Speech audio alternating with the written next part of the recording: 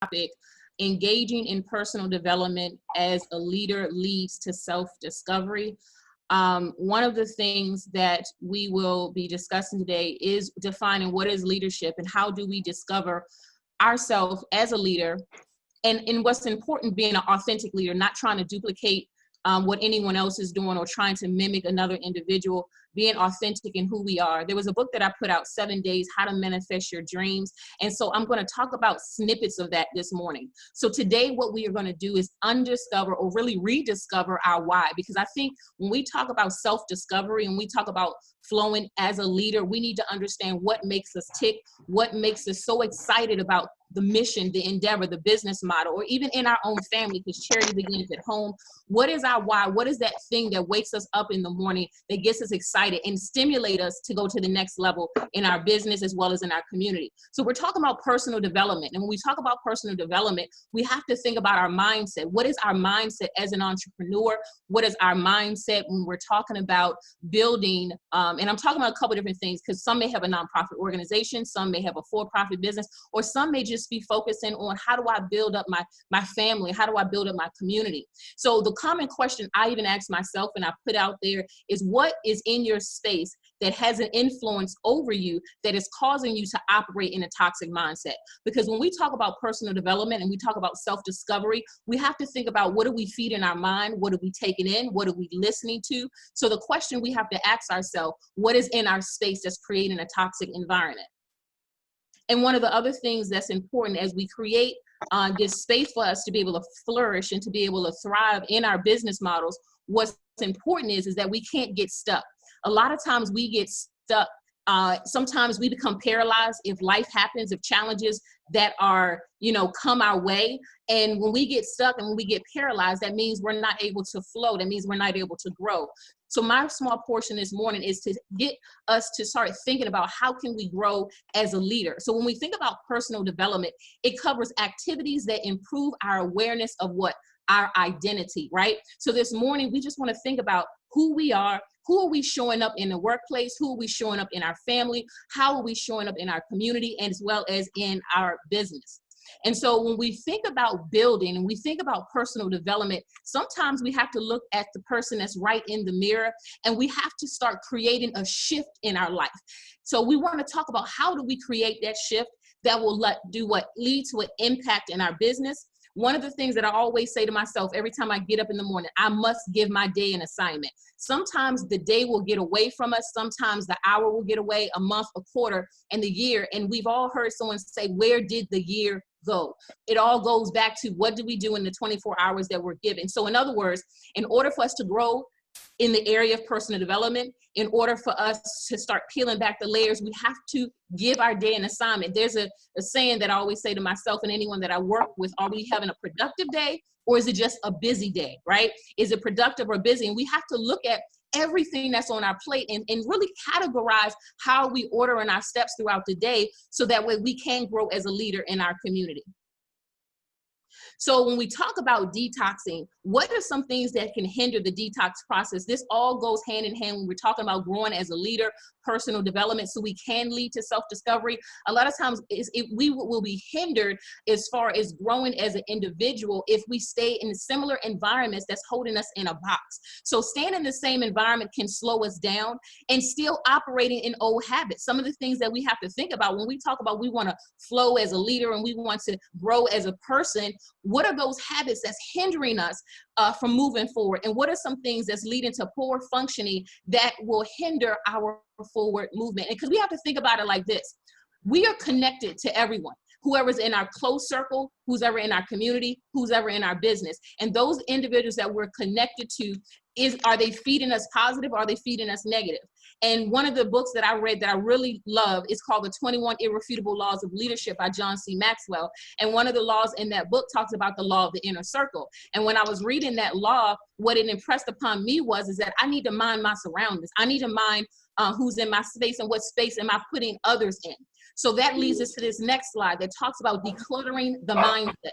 We have to cut out toxic people in our life. We have to be intentional about surrounding ourselves with people with positive influence. Now, when I say positive influence, I'm not saying that they have to have a huge following. I'm just talking about the mindset right now, because when we talk about personal development, that's going to lead to self-discovery. We have to make sure we're mindful of our surroundings, and we must review our daily goals. What are our daily goals? I have right now next to me, it's like a notepad. And on this notepad, I have listed everything that I'm doing for the day. And as I accomplish each thing, I check it off.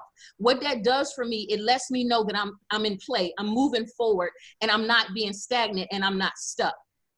Another thing, we must physically get rid of anything that's cluttering around us, because our space has to be sacred for us to, you know, flow in business, flow in family. So we have to think about what is physically around us that's cluttering our space.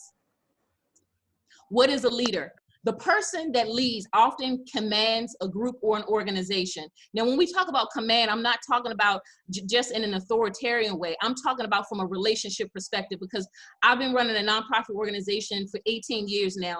And one of the things that I think that's important is that I have built relationship with people.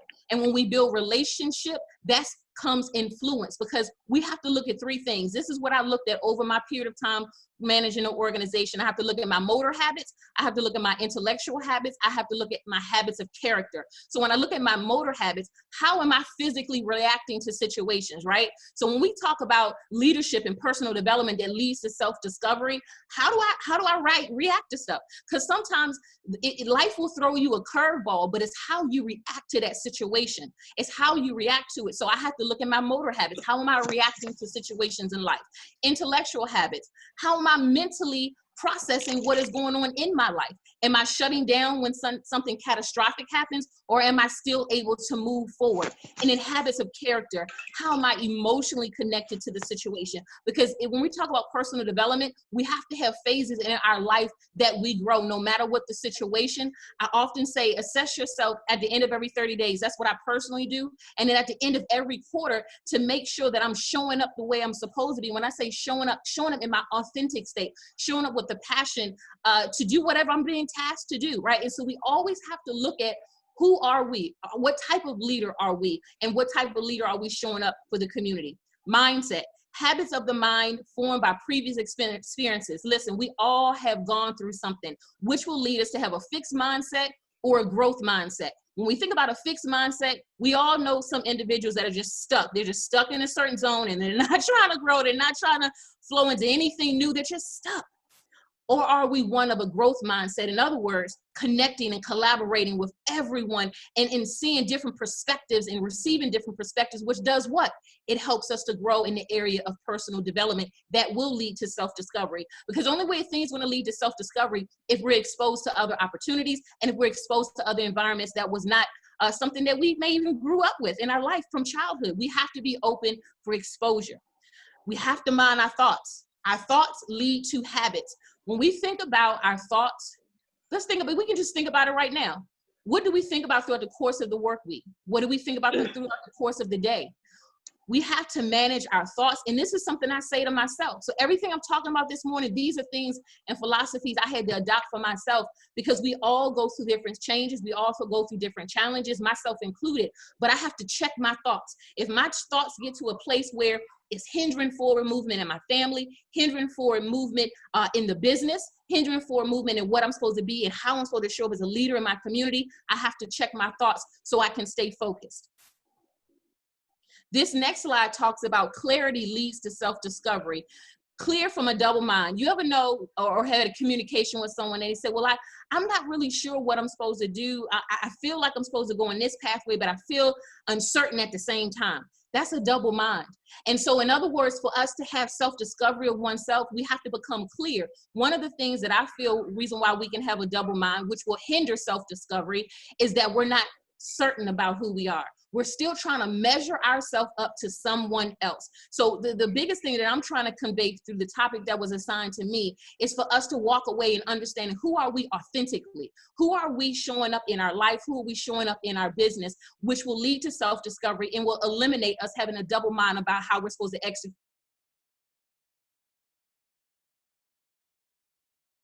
through the phase of self-discovery, we're owning who we are, we will become a change agent. The mindsets will change over a period of time. And when our mindset change, that's going to ultimately do what? It's going to impact the world. It's going to first start at home. It's going to impact our family, and it's going to impact the block that we live on, and it's going to impact the community. In order for us to have personal development, I think that term is passed around sometimes casually, personal development. But when we really think about it, we got to look at the ugly areas of our life. We got to unpeel it. We got to unpack it. What are some things in our life that's hindering us to show up in our best self, right? And so one of the things that I think is important that we all must think about is, what is our vision? You hear how sometimes nonprofit organizations will have a mission or a vision statement, but I feel the same way with us as an individual. What is our personal mission for our life? What is our personal vision for our life? Vision without action is adopt that for myself as well, because I feel like sometimes, you know, we can let time just get away and we'll say, well, where did the time go? But in order for us to harness the time and seize the time, we must have very clear perspective, and we must know what the vision is. Entrepreneur, if we are entrepreneurs, because I know it's a different group of people that are watching today, diverse group, we think outside the box.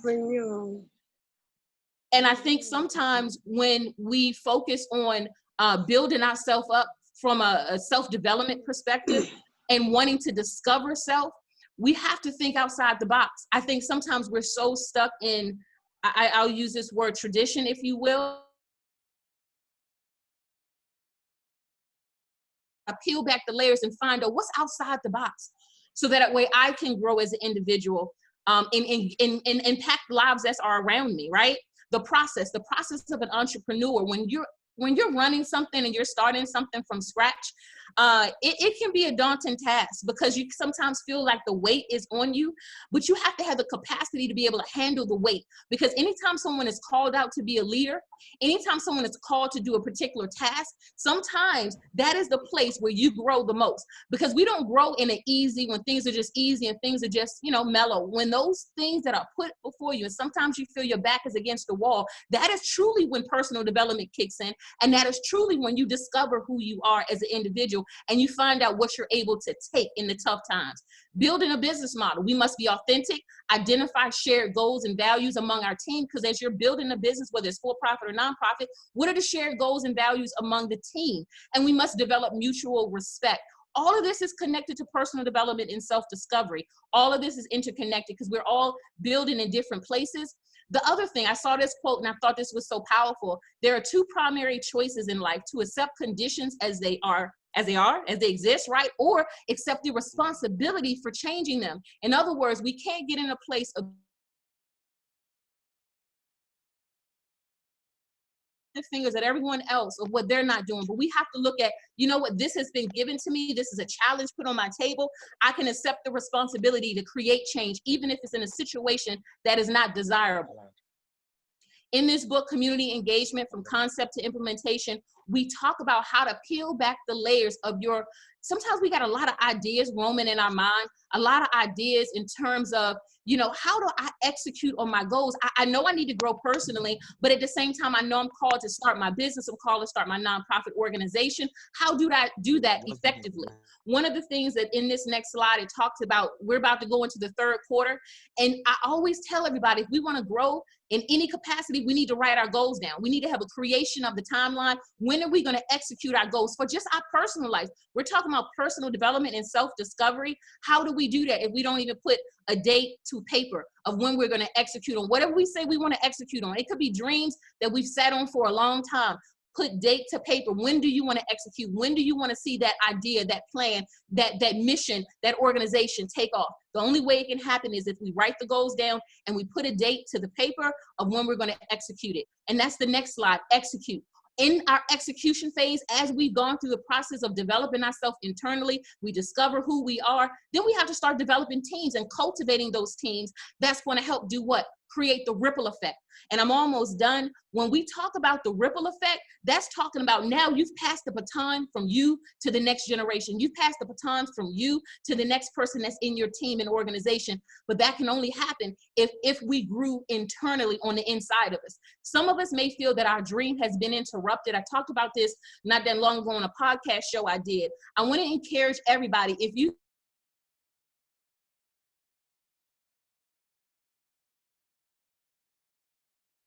see how you need to grow internally so that you can manifest that dream. And we have to keep in mind that as we grow, as we build, as we persevere through different changes in life cycles in our family and in our community, that we must continue to aspire for greatness. We have to continue to move to the next level. One of the things that I always tell people is that I'm gonna see you at the top.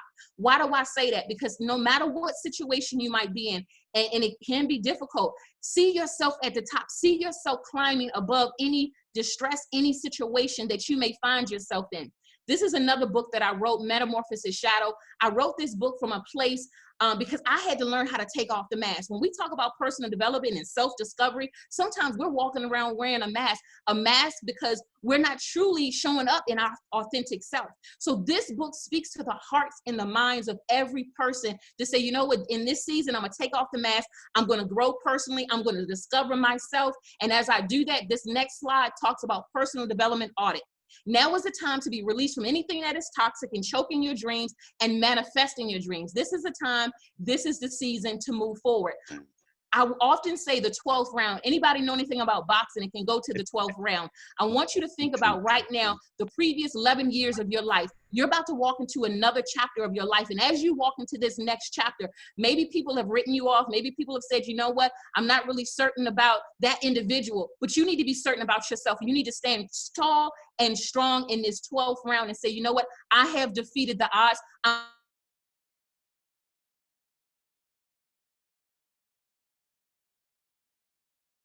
You know, just take this moment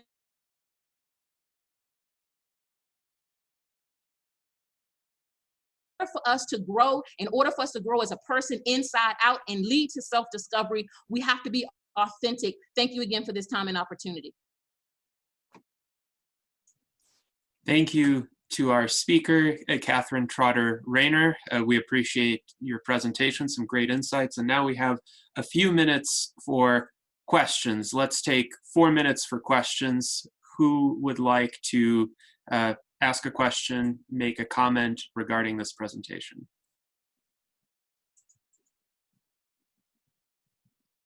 Let's see, you could either raise your hand in the Zoom interface or just unmute yourself and ask a question.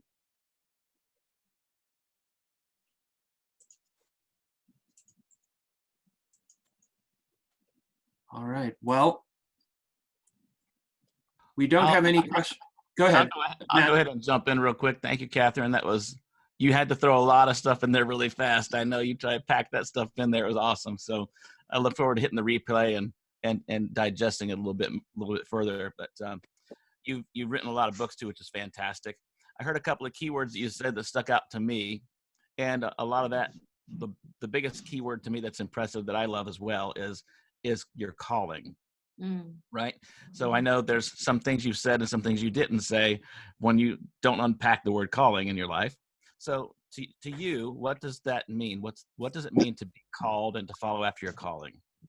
So to me, it means to, you know, we all are in a place where, I know personally for me, I have a passion to work with youth. And so when I was young, I started a youth development program. And so what that means to me is that when it's something that's gnawing at you, until you actually do it, it's going to gnaw at you. We all, you know, have different things that we're good at, skills that we are versed well in, but your calling is something for me personally. It's not something I even have to get paid for. Me mentoring youth, me pouring back into the lives of young people is my passion, right? And so your calling to me is also in alignment with who you truly are when you show up authentically. So that's what I mean by that. All right, so one more question then. Is who you are a youth leader or a mother or a wife or a sister or anything else? Is that who you are, or what's identity to you? So identity, I don't think it has to be a particular role. So like when I got married, I'm gonna answer it this way.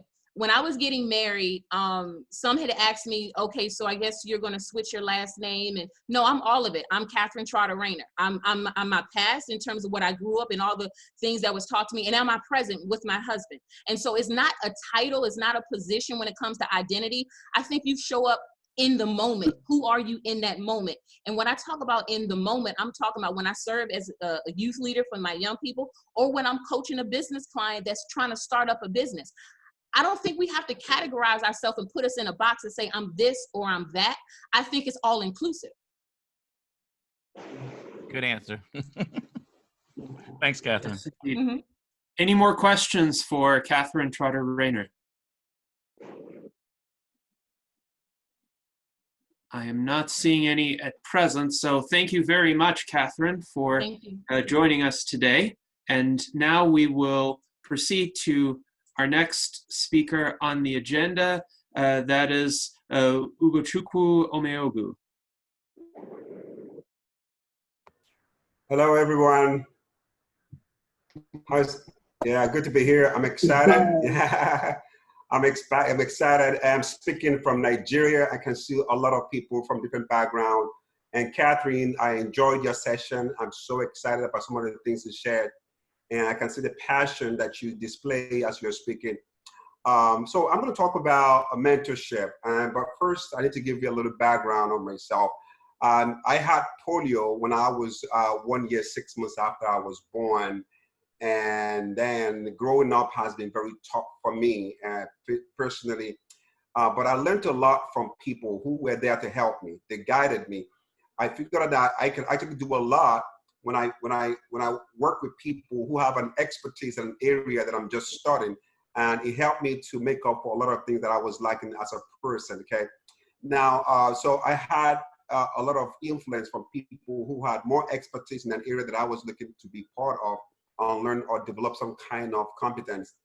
Then I went on went to America. I worked with JP Morgan, and my first time in America, in the first couple of months, I figured out that in my company, I learned a lot from the peers that were sitting around me, people who already been on the job before I came in, and working with them helped me a lot to learn on the job. And that closed up a lot of, lack of knowledge in an area because I had people who were already working there before me. So it helped me to grow. And then when I came back to Nigeria, I worked for Access Bank.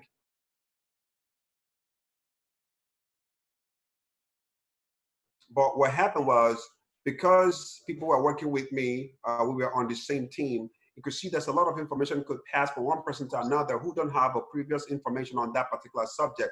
So for me, mentorship is a legal shortcut to success. You can do a lot when you have people who can share the experience for you on a subject before you can actually get the information on that subject itself. So I run a consulting firm. I do a mentorship program for a lot of corporate organizations and individuals. So I can see that, and in my culture, we have an. Hello, can you hear me? Can you all hear me?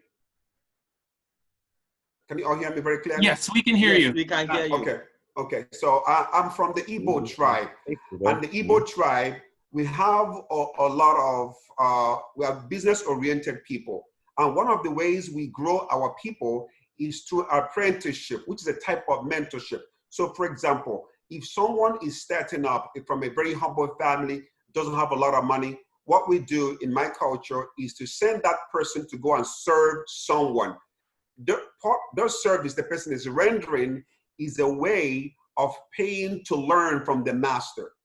You pay through service, but in return, the master will show you his business while you're on the business. So that becomes a way to transfer expertise, transfer experience to the person that is working with you to give you a head start. So mentorship is a very important way of transferring knowledge to someone that's already starting, okay? So, and I have mentors I have discovered that you can leverage on. The first one is the subject matter expert mentor. Subject matter expert mentor is someone that has a specialty in an area that is unique to his experience. So, for example,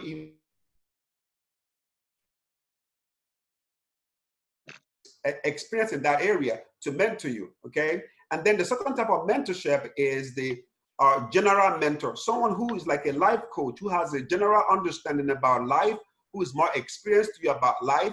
So such a person cannot give you a subject matter expert in an area he doesn't have competencies on, okay? So this is really fundamental in transfer of knowledge. I have experienced this particular thing in my area of growth in businesses, and I've seen that people who tend to learn through mentorship has a lot of, they have advantages in increasing their capacity to perform in a short period of time because they are doing observational learning. They can see someone who not only have the theory, but who is already practicing what they're trying to get started. So it gives you a head start in a very advanced way. So in the concept of mentorship, there are different benefits you can get, which I advise everyone that is about setting up a business or starting an area of life he's a novice into. You need to get someone who has an experience in that area. It will save you a lot of mistakes and accelerate your growth. And a mentor does not take away the process. A mentor simply shows you the right steps so you avoid the mistake from the beginning. That's one thing I think mentorship does to a lot of people. And there's this myth that when you have a mentor, you bypass process. You cannot bypass process. Process is the means through which you can develop your own competence. Process is the means through which you can witness what works and internalize that knowledge so that when the person that is mentoring you is not there anymore, you can continue to develop and do well in that particular area. So in mentorship, there are 4 phases that I see it works. First of all, it must be a relationship that's defined with an outcome in mind. It must define what is in this relationship with this person, what am I looking to learn? Sometimes people don't put some kind of structure in the mentorship relationship. They just jump in on it. I want to ask them, how are you learning? They say, this person is my mentor. And I'm saying, do you have a defined goal? Is that a predetermined outcome before you start? If it's not structured, then that mentorship may not achieve the kind of outcome you're looking forward to achieving if the goal is not set before you start. And there should be some kind of feedback mechanism. After you've seen the mentor do what he does, and he gives you an instruction on what to do, there should be a way of getting back to your mentor to evaluate whether or not you're doing it the right way and whether or not what you're doing is not, taking you away from your personal goal, okay? That's one. And secondly, mentorship is also a leveraging relationship. I encourage it all the time. It has helped me personally. It gives you unfair advantage. It gives you an access to an outcome that you're not qualified for. For example, when you're working with a mentor, you can leverage on his own wisdom to get a particular outcome that you don't have the competencies by yourself. So it gives you a result you're not qualified for and then qualifies you for that result. For example, some of my mentees, I train banks, I train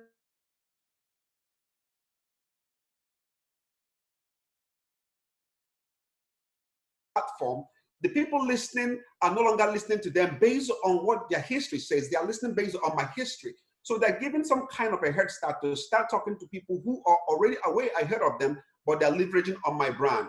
So while they're getting that result, they're also developing their competencies. Should I not be there, they can also continue their life. So I put it this way. A great mentor is someone who makes himself progressively unnecessary. The more I teach you, the less you need me. And I tell people, anyone who teaches you and makes you dependent on him is a slave master.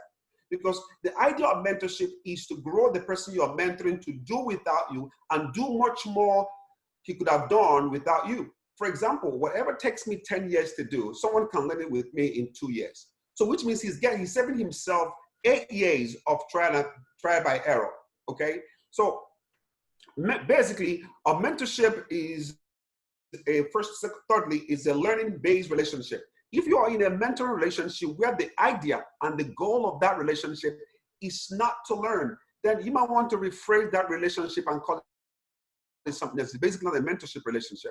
Because the idea of mentorship is for the mentee to grow. And I also tell everyone, it's actually a one-sided relationship. The mentee is supposed to gain more than the mentor gains, because somehow the mentee may be very useful to the mentor in terms of providing some sundry services, being able to run some, some kind of services. But the whole idea of mentorship is that the mentee gains more than the mentor gains in the actual measurement of the outcome of the services being rendered. So a mentorship relationship also is a supportive relationship, because most of the times the mentees may not have the full ramification of what is involved. So the mentor stands in a gap to provide all the support, sometimes puts a call on behalf, or sometimes puts a word on behalf of the person he's mentoring to give that person an extra advantage based on his history and his pedigree and his integrity, okay? So in a nutshell, a mentorship is a legal shortcut to success. You don't have to go through all the pain and all the suffering I've gone through to come to where I am. You can leverage on my experience, avoid my mistakes, and then you have a head start and you're doing well than I have done in my area of choosing, okay? And then there's what I call peer-to-peer mentorship and corporate mentorship. Peer-to-peer is when you have someone in the same business or a colleague in an area or a particular area of interest, but some of your peers have an advanced knowledge, though you're your colleagues, but they're way more ahead of you in what they know. They're way more ahead of you in terms of the competencies. In that, even though he's your colleague, if the person that is now trying to transfer new perspective, new insight, new angle, it becomes peer-to-peer. So in other words, the person that is mentoring you at that time becomes the person you can address as a mentor for that relationship to be put in perspective.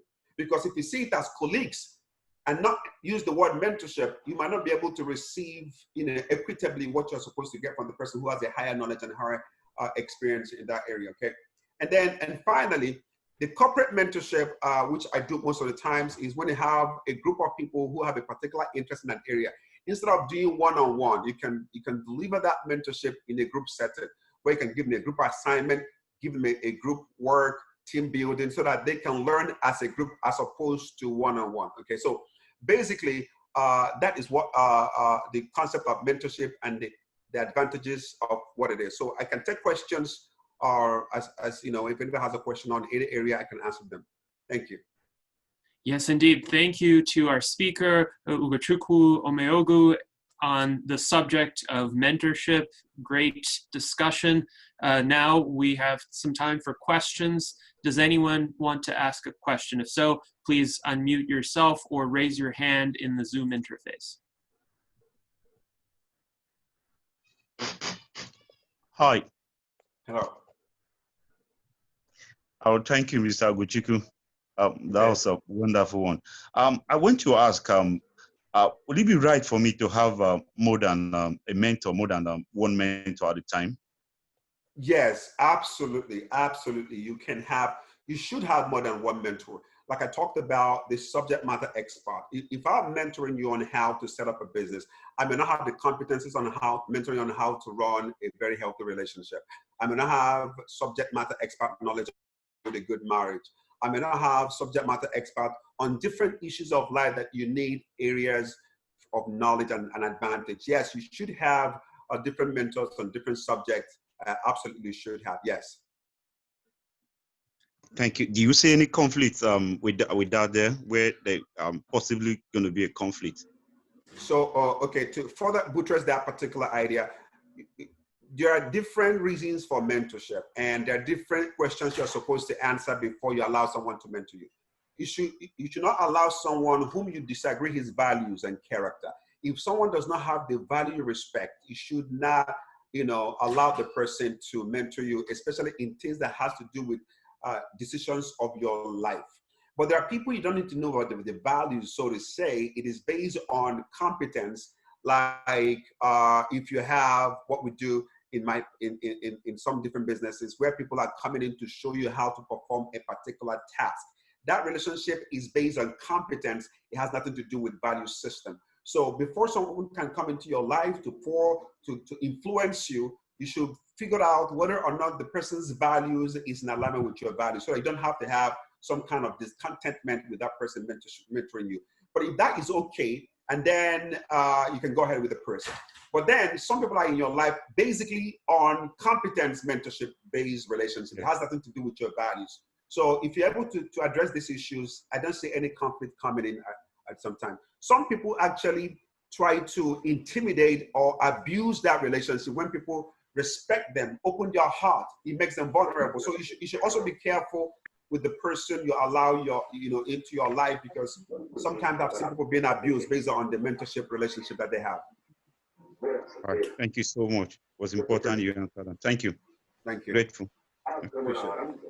Yes. Thank you. Are there any more questions for Ugochukwu Omeogu? So I'm not seeing any questions at present.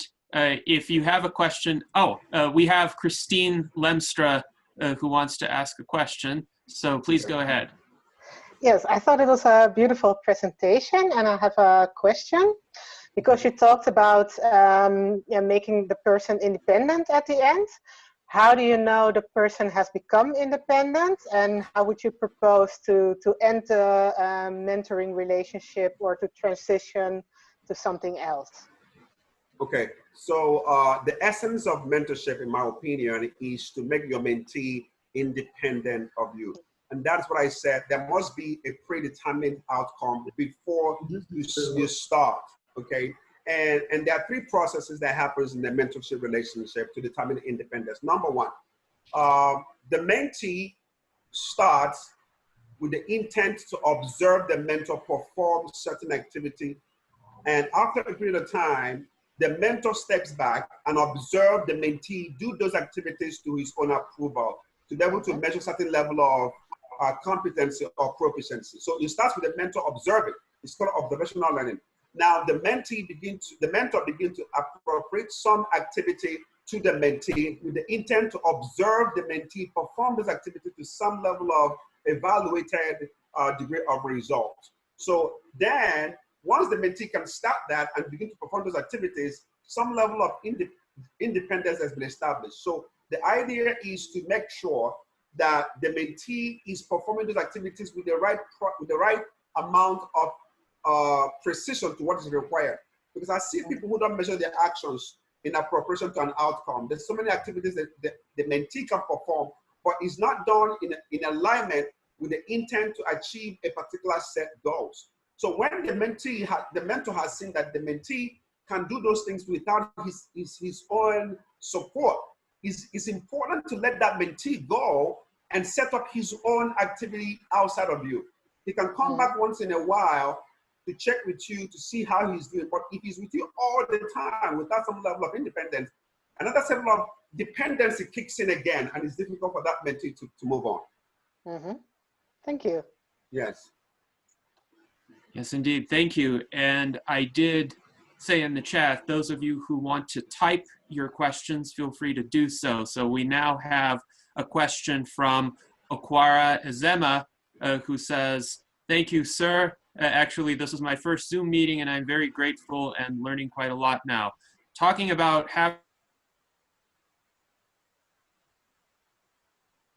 which may arise as a result of difference in knowledge on a particular subject matter.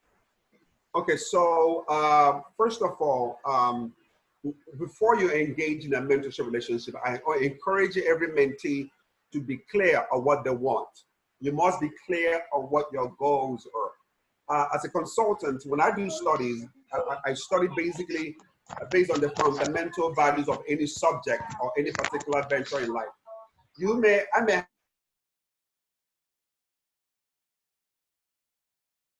doesn't mean that you must take what I said as a final subject. Remember, the idea of learning is to study materials and the source of that materials to draw a new conclusion. So when I'm mentoring someone, I tell them that my work is subject to modification, which means they can improve upon what I've taught them.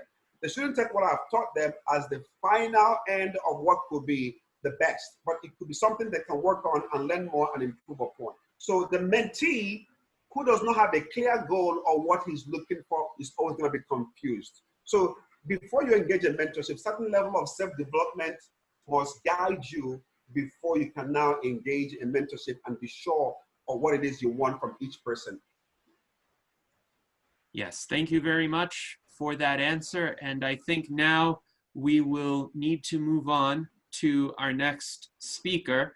Our next speaker is Chioma Chinaka Chigozie-Okwum. Welcome. And her subject is Foresight, the springboard to maintaining pace and achieving success. Thank you. All right, Chioma, I believe you're still muted. I'm going to unmute you.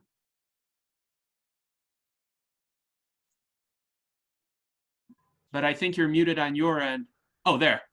All right. Feel free to begin whenever you're ready.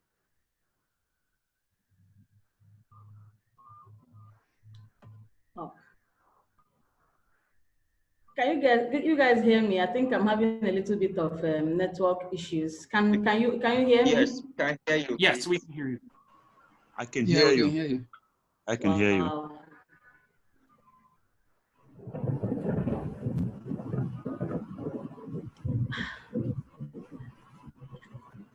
Can you all hear me? Yes. Feel free to Yes, I can hear you. And everyone else, please mute your lines so that we don't have feedback. I can hear you. I can hear you. I hear you too.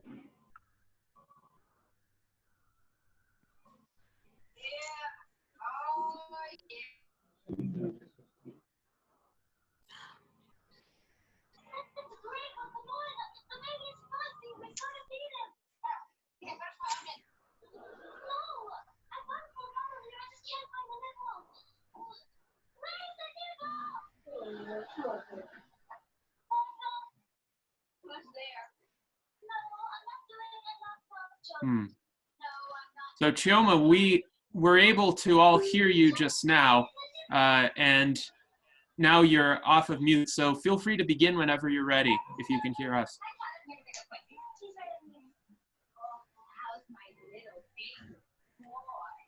Please, I want to share my screen. So the host, if you can give me the permission to share my screen, please. Sorry, Yes. let me make you sorry. Let me make you please. All right. Good evening. I'm having some little bit of network issues here, but I'm trying to sort that out. I want to share my screen because I have PowerPoint presentation. So, okay, that's fine. I've done that. That's sorted out now. Okay, so good evening, everyone. My name is Chioma Chigozie-Okwum. I am a teacher. I work at the Spiritan University, so I call myself a teacher. I'm not just a teacher in the university. I teach just about anything, starting from how to keep, how to live right, how to behave right, and all that. So I'll be talking to us today about foresight. Most times when we hear about foresight, what comes to our mind is forecasting.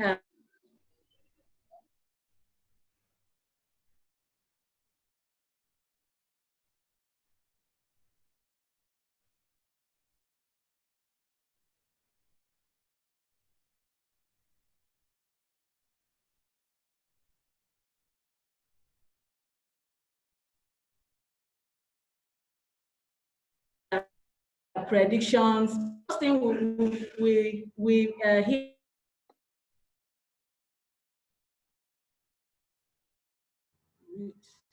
Okay. If we hear the word foresight, the first thing that comes to our mind is we want to predict, we want to forecast.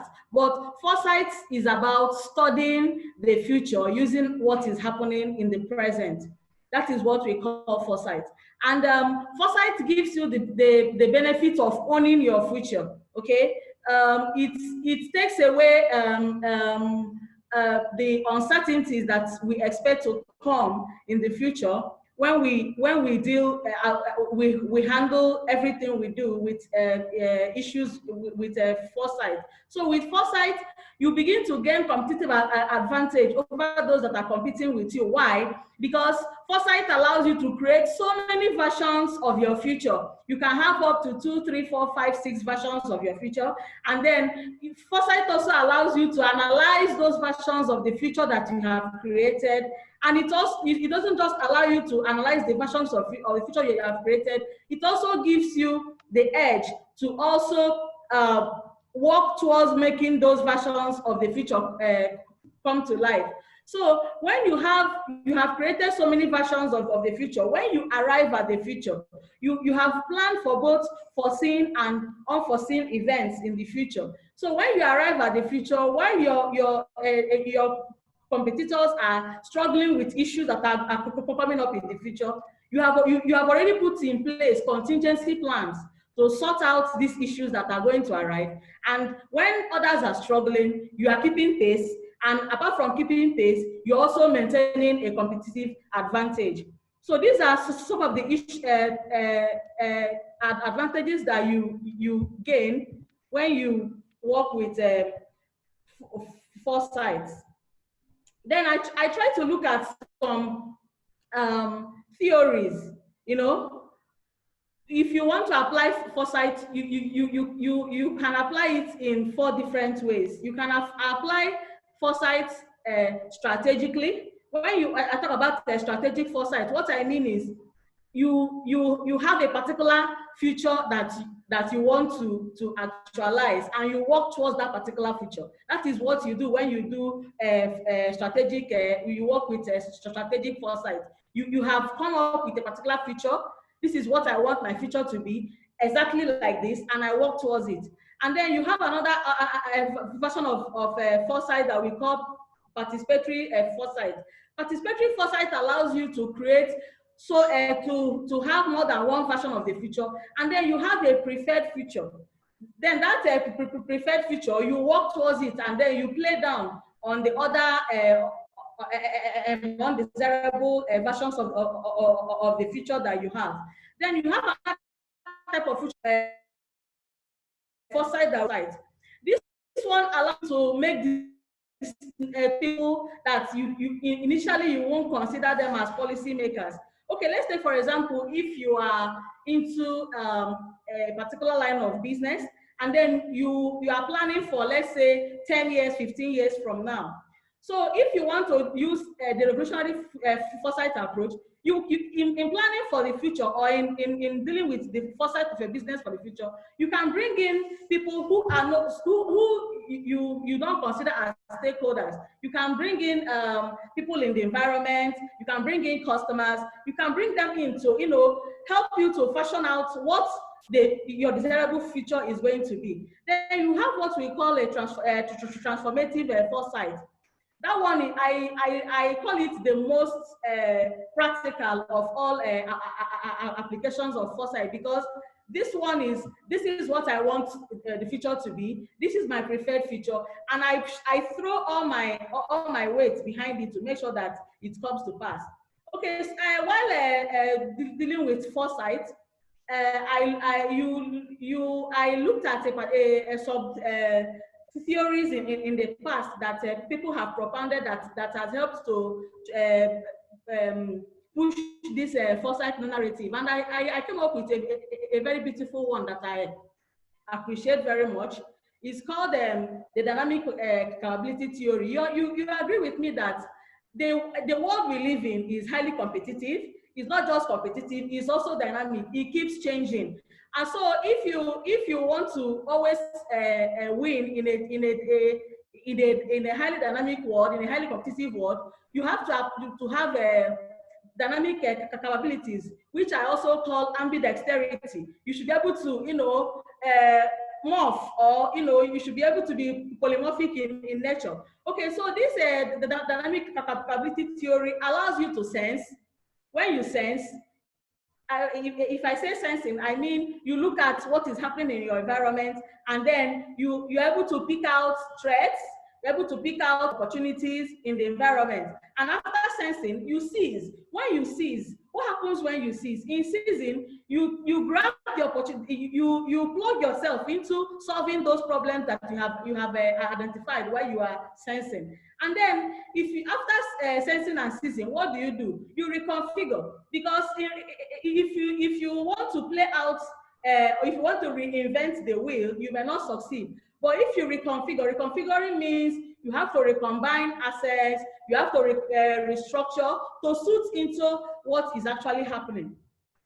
So if you're in practicing foresight, the first thing you do is monitor existing problems, like I said, and you highlight the threats. Highlighting the threats, you also identify the opportunities, and then you play around policies, you know, issues that are government policies and all that are around the issues that you are defining. And then the next thing you do is you plan and then you execute. Then I came up with this beautiful drawing, or so to say, that shows the foresight a model. Okay, foresight, as it were, happens under these first four phases or levels. I crave your indulgence, I stutter, so it makes me push my words. So just, you know, you deal with that. Okay, so when you want to actually deal with foresighting, the first thing you need to do is you ask yourself 4 vital questions. What is happening in the society? What is happening? When you say what is happening, how do you find out what is happening? By doing in-depth research in your society. You gather data about what is happening. What is going on in your life, in your business, or in your work? What is happening? What is the status quo? What is the real thing going on now? So in finding out the real thing, the next thing you do is, what is actually happening? What seems to be happening? In that point, you move from gathering data to analyzing the data that you have gathering. Okay, if you want to answer the question, what is happening what is happening, as in getting the input very well, you have to apply so many strategies. There are so many strategies, but the one that I love using the most is the one I call the STEEP analysis. STEEP stands for social, technological, environmental, economic, and political analysis. So you study the society, you study the technologies, you study the economy, you study the environment, you also study policies, government policies, because I've seen so many businesses that have the prospects to move forward, but because they didn't consider all these things, they didn't consider the society, the environment, the policies, importantly. Okay, the government can now come up with one strange policy, and you see a very wonderful business diving into the river. I will give an example with what happened with bike hailing. There's a bike hailing enterprise in Lagos. They call it Go-Kada. Very beautiful business. Okay, it came in Lagos, making way. People were no longer staying long hours for traffic. But you know, they said that there was a law that said that using of commercial motorcycles in Lagos was against the law. So maybe they didn't look deep into all these issues. And then the government now woke up one morning and said, you can no longer use bikes in Lagos. So you see this beautiful business that was thriving, that was taking youth off the streets, going down because maybe they didn't consider these political and policy issues very well. And then when you finish getting all this information in the input stage, the next thing you do is to analyze them. I tell everybody that no matter your discipline, even if you are in the arts, or you are in the science, or you are just a regular person, you should avail yourself of opportunities to gain analytical knowledge of using analytical tools. The world is analytic, and if you cannot analyze, you cannot go far. So after gathering the information, next thing you do is to analyze. Okay, you should acquaint yourself of big data analytic tools. So many of them are bound, and you can free on so many platforms. And then after analyzing, next thing you do is you now look deep.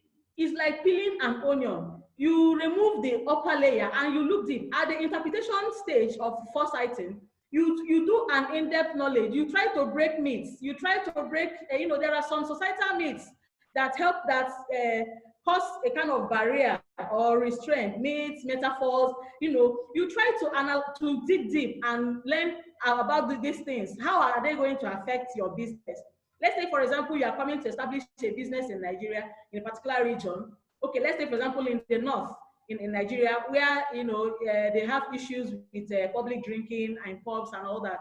So you have to go deep into all this analysis to find out whether there are myths, metaphors, there are issues, societal issues. And then after that, the next thing you do is, at the fourth stage, is what might happen. What might happen in future? These are when you now begin to put contingency plans in place, so that anything that happens in the future, you are able to cater for it. So at the end of forecasting, the next thing that you now do is you now start planning and implementing. So I want to use two case studies to push this foresight narrative. My first case study is Kodak. Kodak is a chemical film production company.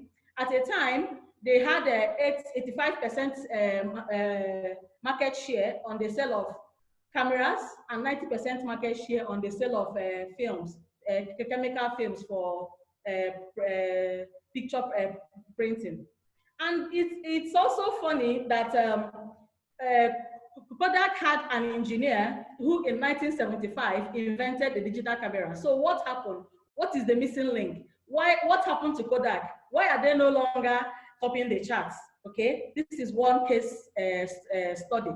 And another thing I also noticed is that in 2001, Kodak acquired a photo sharing site called Ophoto, something similar to the Instagram we have today. So what went wrong? What happened with Kodak? Let's leave it at that. Then the next case study that I want us to look at is IBM, International Business Machine.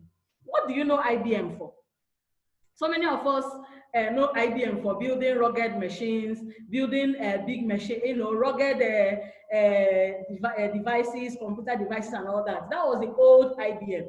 What do you know IBM for now? When you hear IBM now in 2020, what comes to your mind is no longer the hardware, the machine. IBM has transformed into a cloud provisioning business. They provide cloud applications, platforms.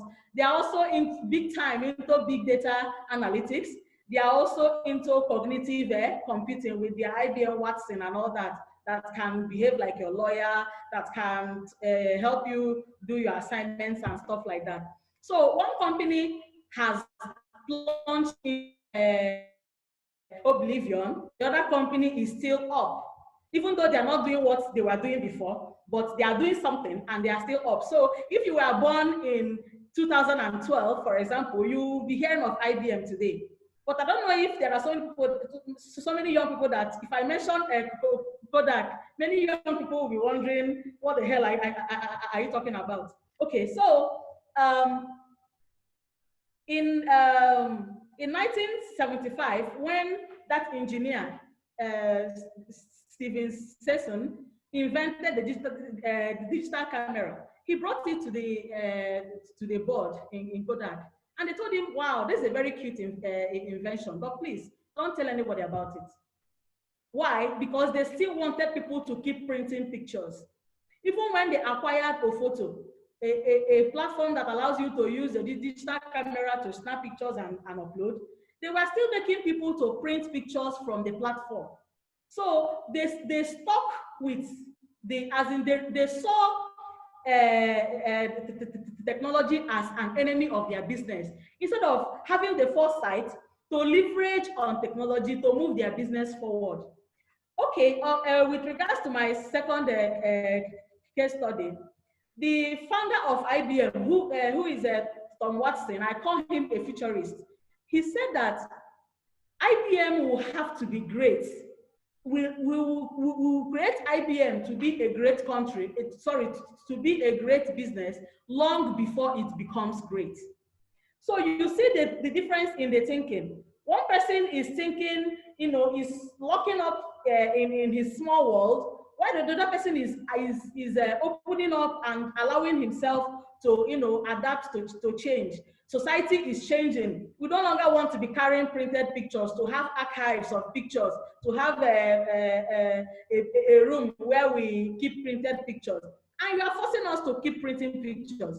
At a time, the society will revolt, okay? Then the other one, okay, IBM, they build rugged machines, expensive systems. Then HP came, so they started building a low budget systems. IBM could not keep up the pace at that time. But they looked at it and said, well, if we can no longer win in this hardware business, we can do something else.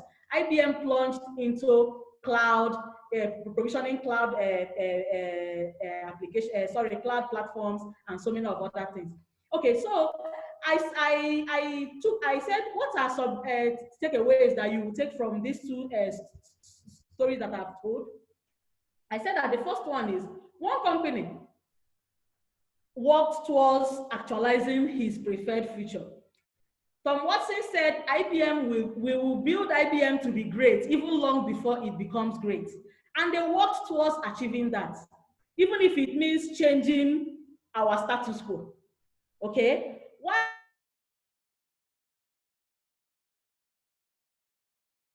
Box which they have created for themselves.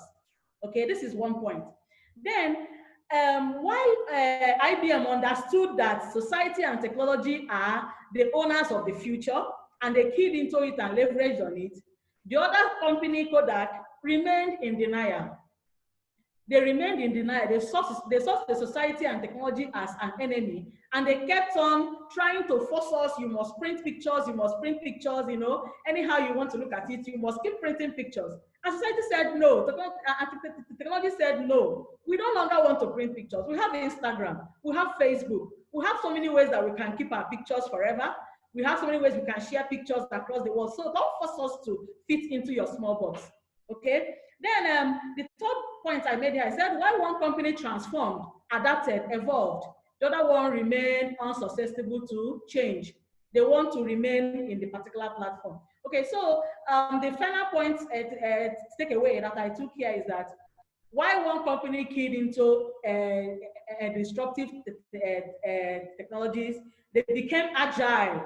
When you train yourself to work with foresight, you are not you become agile, you become dynamic, you become fluid. Okay, you see things, you know, you begin to envision future, so many versions of it, and then you can start working towards achieving the version that you have preferred. Okay, so I came up with these 5 questions that if you answer these 5 questions, if you talk to yourself, whatever you do, I don't know what you do, you study, you work, you do business, even in the everyday life that you live, if you answer these 5 questions, you will see yourself as one who works well with foresight. And when you work well with foresight, you'll be dynamic. You know, when the future comes and we all arrive at the future, others will be struggling with new technologies, with new insights. You have already envisioned all these things and you have already planned towards them. And you've already made plans to fit into this future. You know, I know that there are unforeseen events, you know, but when these unforeseen events happen, you know, you are not going to fall flat on the floor. You have already placed a platform for yourself, you know, where you will fall, and then you will always keep up the pace. You will always be ahead because you are not, nothing is taking you unawares. And that is the one of the weak points that we have around here in Africa, here where we come. You know, we don't look at what will happen in our future. We are just okay with the present. But if we plan about the future, whatever happens, whatever happens, we have contingency plans. Okay, I'll say, okay, let's say, for example, you want to, in 10 years time, you have foreseen and you have seen that this is what you want to do. You start now to lay foundations, okay? You start to guide yourself. These are versions of myself I want to see in the future, 1, 2, 3, 4. Okay, you say 1, 2, 3, 4, I'll analyze version 1, version 2, version 3, version 4, which is better. I will, okay, pick version 4. How do I achieve version 4? Okay, if I'm able to achieve version 4, what and what do I need to do? What and what can will attempt to make version 4, not come out the way I want it, and I'll work towards that. Okay, so these are, I told myself that society and technology are greatest elements that shape the future. And if we key into these two and we use foresight, nothing will take us unawares and we'll always win. Thank you. Thank you, Chioma, for your presentation. Some great insights and case studies there. Unfortunately, because we have a full schedule, we will not have time for questions right now. We will need to move on to our next speaker, Matt Crump. Matt Crump has the subject of 5 things that people with emotional intelligence don't do when faced with conflict. So Matt, feel free to begin when you're ready. Awesome, thanks so much for that. Actually, you have to minimize the last screen there that's still up. She's still got her screen share on the thing there. There we go. Are we good? Yes, we're good. Number 2 is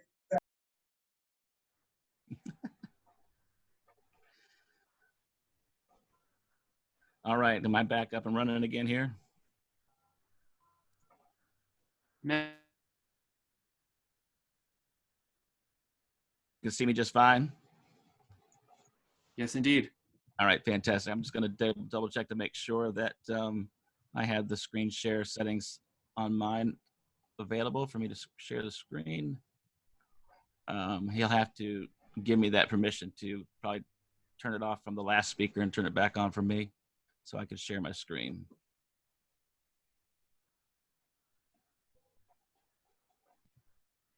There we go, share screen. Fantastic.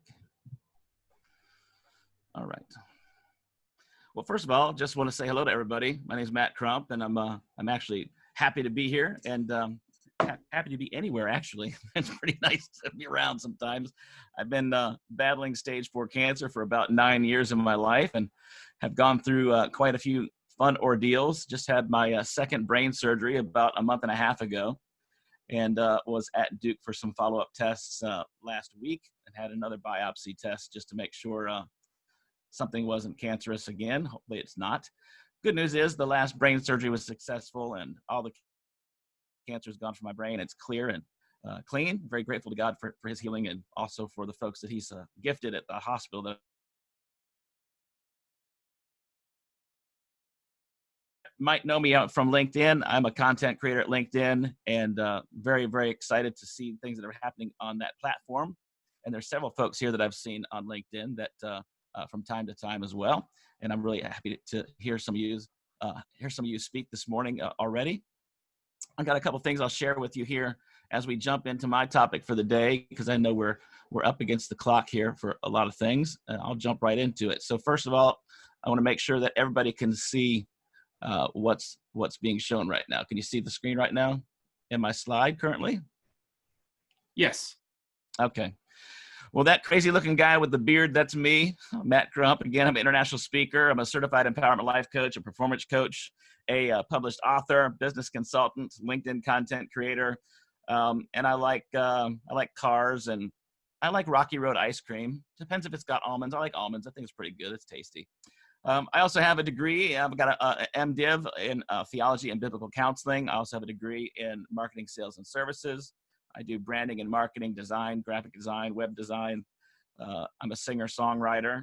I've been a pastor for over 30 years. I'm also an entrepreneur. I've owned several businesses and retail businesses, service businesses, had several hundred employees through the period of time that I was in business. And now in my cancer journey, I had an opportunity to shift gears and move into the area that I am with strictly just coaching and consulting and sharing my story and the things that I have in my coaching programs. So today, one of the things that I get to talk about is 5 things that people with emotional intelligence don't do when they're criticized, right? So the first thing I want to talk about is attitude today. First, you've got to visualize when it comes down to attitude, what it is that you really want. I mean, your attitude really determines a lot.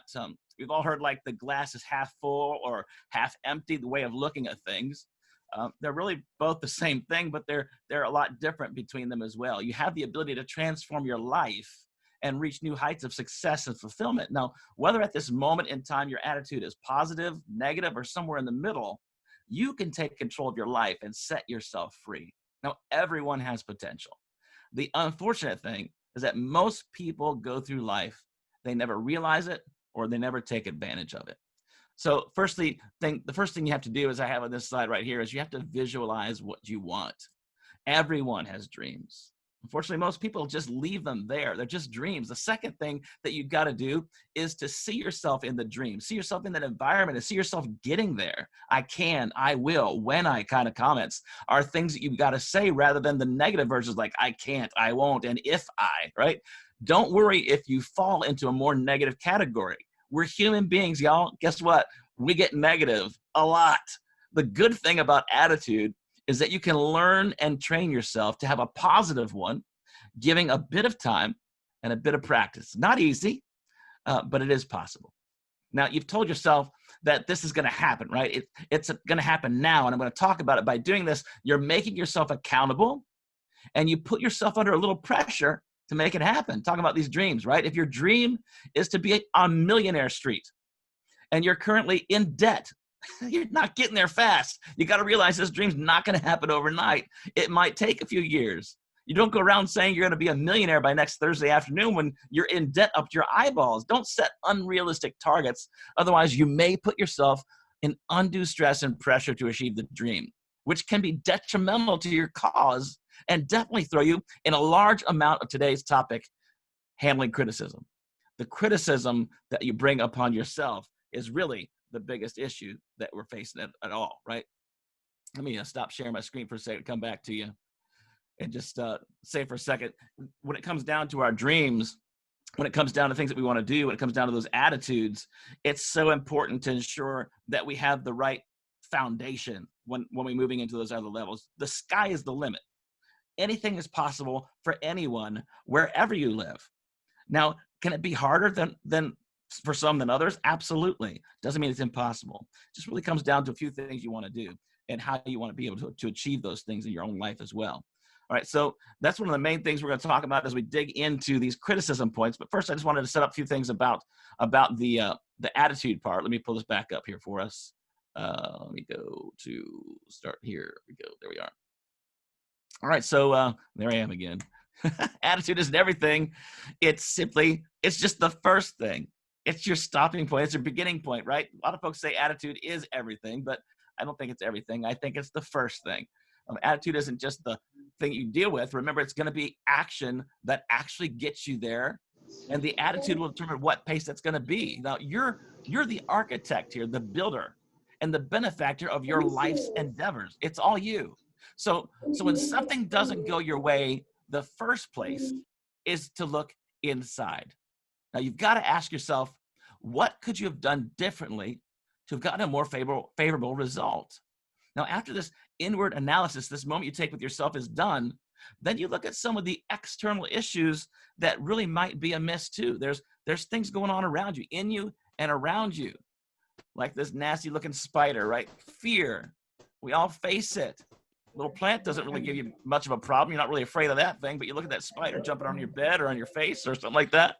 People jump, right? Fear, we all face it. So everyone has their fears. And I don't mean things like scared of this little spider. I'm talking about fears to do with success. For example, it might be something that you haven't learned to do yet, and you fear that you might fail. So remember that if you don't try, you fail anyway. And if you do fail, sometimes, then success is much sweeter because you actually had to get over the obstacles to get to the end result. So here's really something that's cool about attitude. I found this recently. Some of you have probably already seen it, but I thought it was pretty cool. There's some fun and interesting things about the alphabet. So if we look at the alphabet A to Z, there's 26 letters in the English alphabet. And if each letter was assigned a number to the number that it is, when you do this with attitude, check it out. You put the number of the letter with the word attitude, and when you add up the number of attitude with the letters corresponding, it equals 100. So attitude is 100% important in our lives. Having a positive or an optimistic attitude, it really helps you achieve more for yourself than a negative or pessimistic one. And I can tell you from experience, negative and pessimistic doesn't work. I'll be transparent enough to tell you that I still wrestle with it. You know, I can get on here and talk about positivity all day long, how to overcome things all day long, because that's what I live. I love to do it. But man, I'm telling you what, right now, negativity and pessimism, it happens. People can say all they want and ignore it. But if you face it and you move through it, things can change. Right? So having a positive or an optimistic attitude helps you achieve more for yourself than those negatives or pessimistic ones. So visualize what you want. Take action. Take action to make it happen. Overcome any fears and keep plugging away. Remember that tree that you see in your local park? It didn't get that big overnight. And you can learn to train your mind, and over time, you'll learn how to develop and maintain a positive attitude. Guarantee you. All right, so here in my topic for today, 5 things people with emotional intelligence don't do when handling criticism. Things they don't do, all right? Let's face it, nobody really likes to be criticized. Nobody likes to be told how things are wrong in your life or what you've screwed up in. Nobody loves it. Some people say, I love it, but not all the time. It hurts to be called out, whether it's a mistake or a flaw or weakness.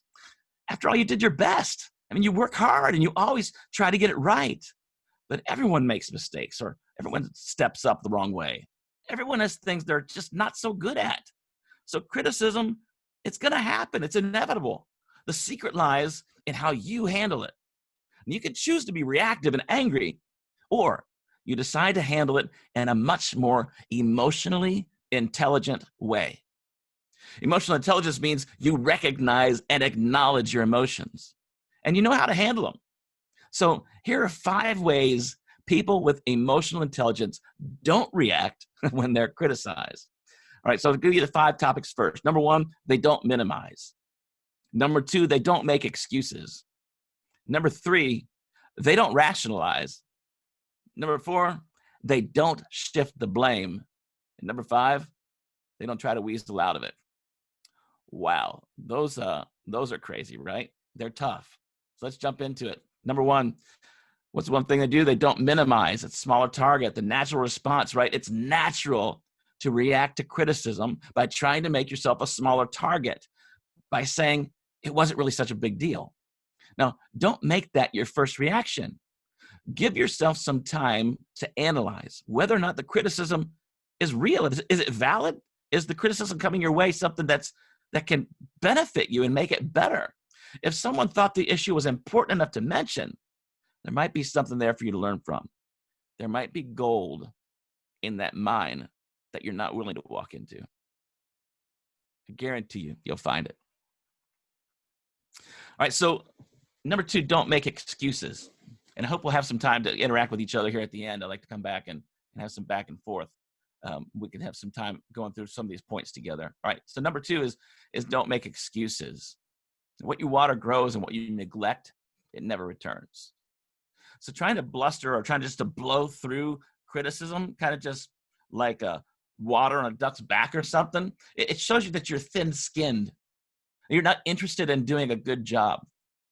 Folks, I'm telling you this because this was me, and sometimes it still is. I have to overcome these things myself. And it's real. We face these issues, right? You don't want to be the person everyone has to tiptoe around in case they upset you. If you made a mistake, own it. Now, don't try to talk your way around it or deny it.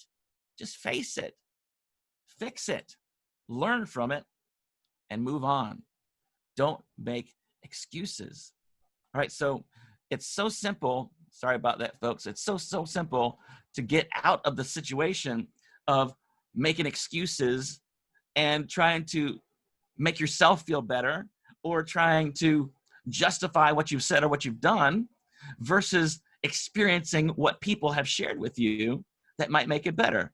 Are some people going to be jerks? Yeah, there are going to be some bad folks out there. Just some people that have nothing better to do in life than to make fun of you or say something stupid.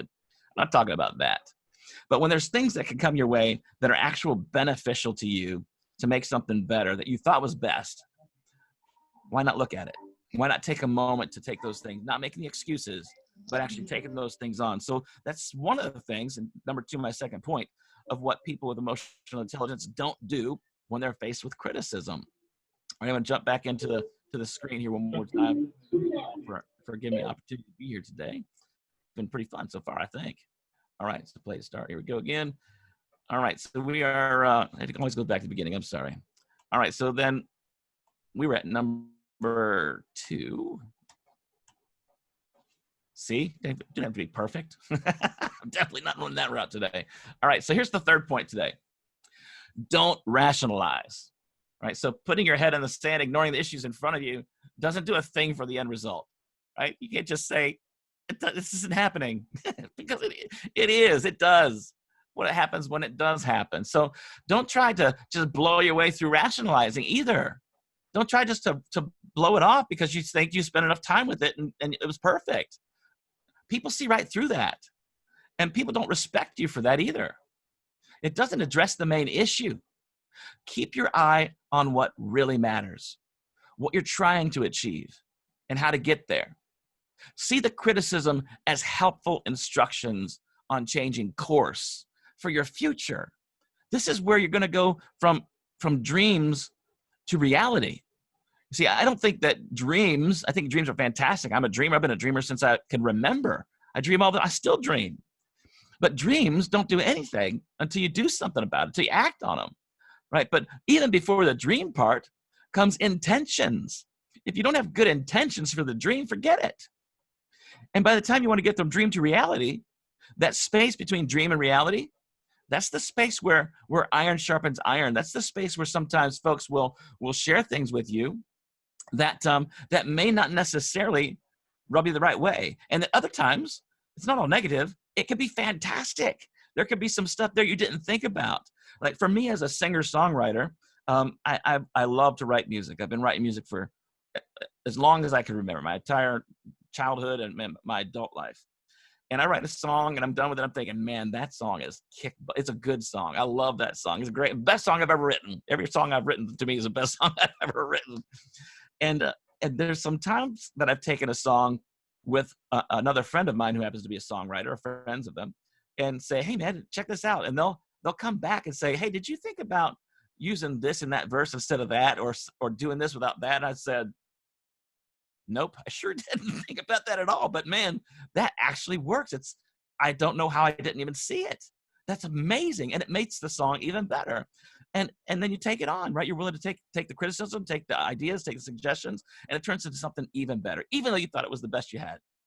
But if you take time to listen and work with other folks, a lot of times you'll find that there's gold back in that mine again. And I talk about gold in the mines. We'll talk about a little rabbit trail here.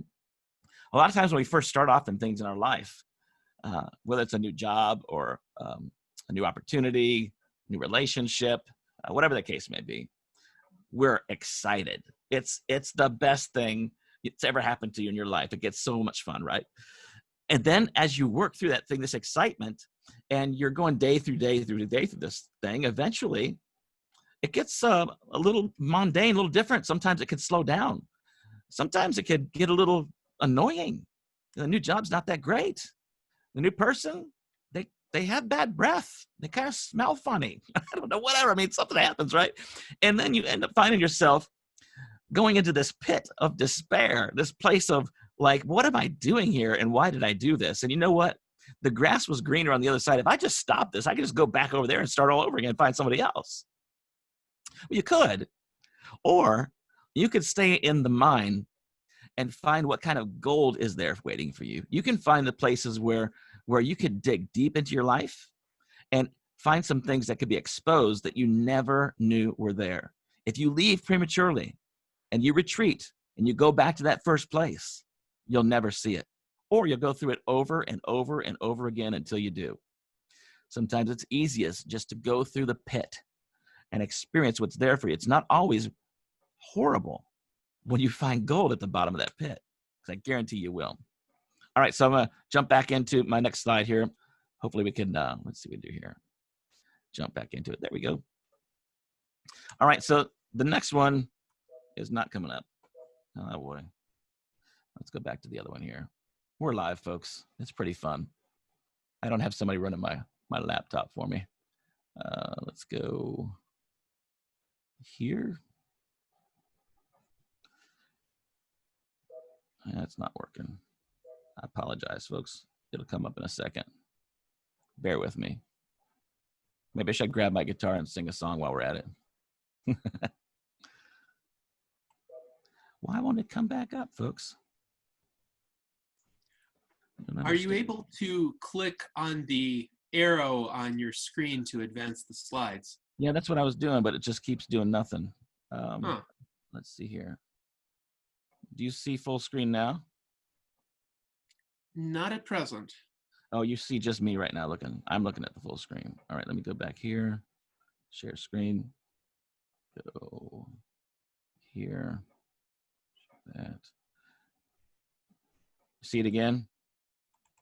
Yes, we see your, yes, you're navigating through the slides. Okay, good. Apologize. Had to get there. All right, so let's get back to where we are. All right, next slide. Here we go. Funny that this is the next slide. Don't shift the blame. It's all my fault, folks. I screwed up. Should have been had that better ready for us. All right, take responsibility for your actions and don't hide behind things. It's so easy to shift blame when things you feel like are not going your way, or you know you're about to get busted, or whatever, right? It's easy to lie or manipulate. That's really what let's just call it what it is. So don't shift the blame. You know, don't go to the temptation to lie or manipulate or color the in between the lines, right? Take responsibility for your actions. Don't hide behind them, right? That's what adults do. Now, kids and teenagers, they often try to shift the blame to someone else. The my dog ate my homework excuse, right? That doesn't cut it. Emotional intelligence and emotionally intelligent adults, they own up to their responsibilities, including mistakes and failures. I've seen through my life with other business owners and CEOs that there's been businesses that have had issues or circumstances that caused harm to other people, whether it was financially, mentally, physically, whatever the case may be. And it wasn't CEO Mr. or Mrs. Smith of the company. It was employee whoever that made the mistake.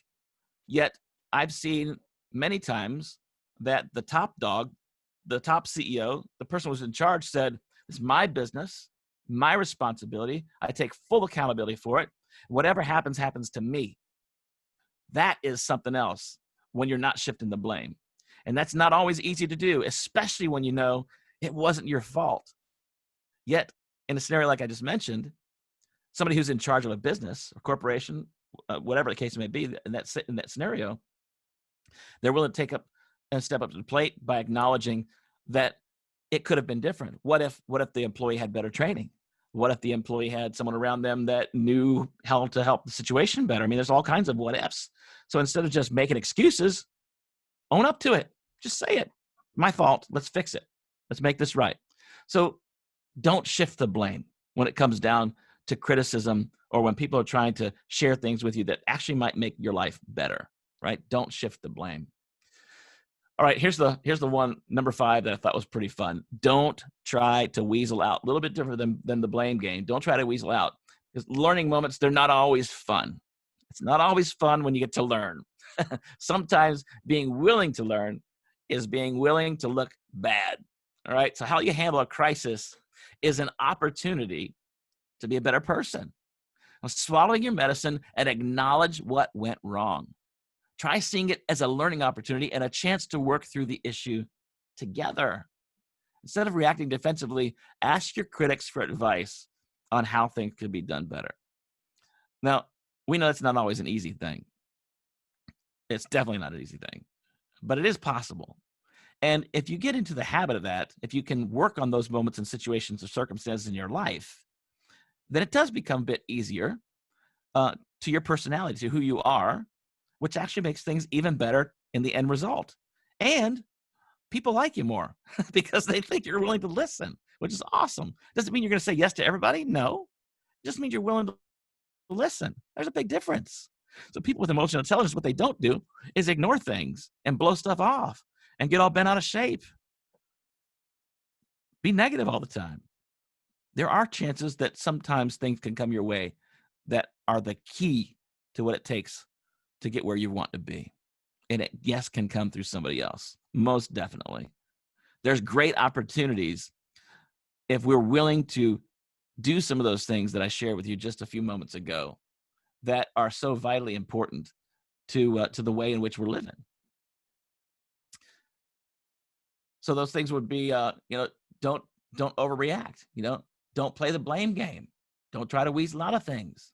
Don't try to minimize things. Don't make excuses. Don't rationalize. Those types of things are not what it's going to take to help make things better in your life personally, and definitely in the lives of other people that are around you. Am I still on with y'all? Yes. Okay. I can't see if I was on because my screen's it's gone. I can't see what the screen's there or not. So those are 5 points that I want to share with us today, really briefly, on what we're talking about in this topic, overarching, to understand how we can really get through some of these things together in life. Because it's a work that's together, especially in the light of the things we're experiencing in the world right now. Lord knows there's plenty of conflict. There's plenty of differences, but fighting against them isn't going to fix anything.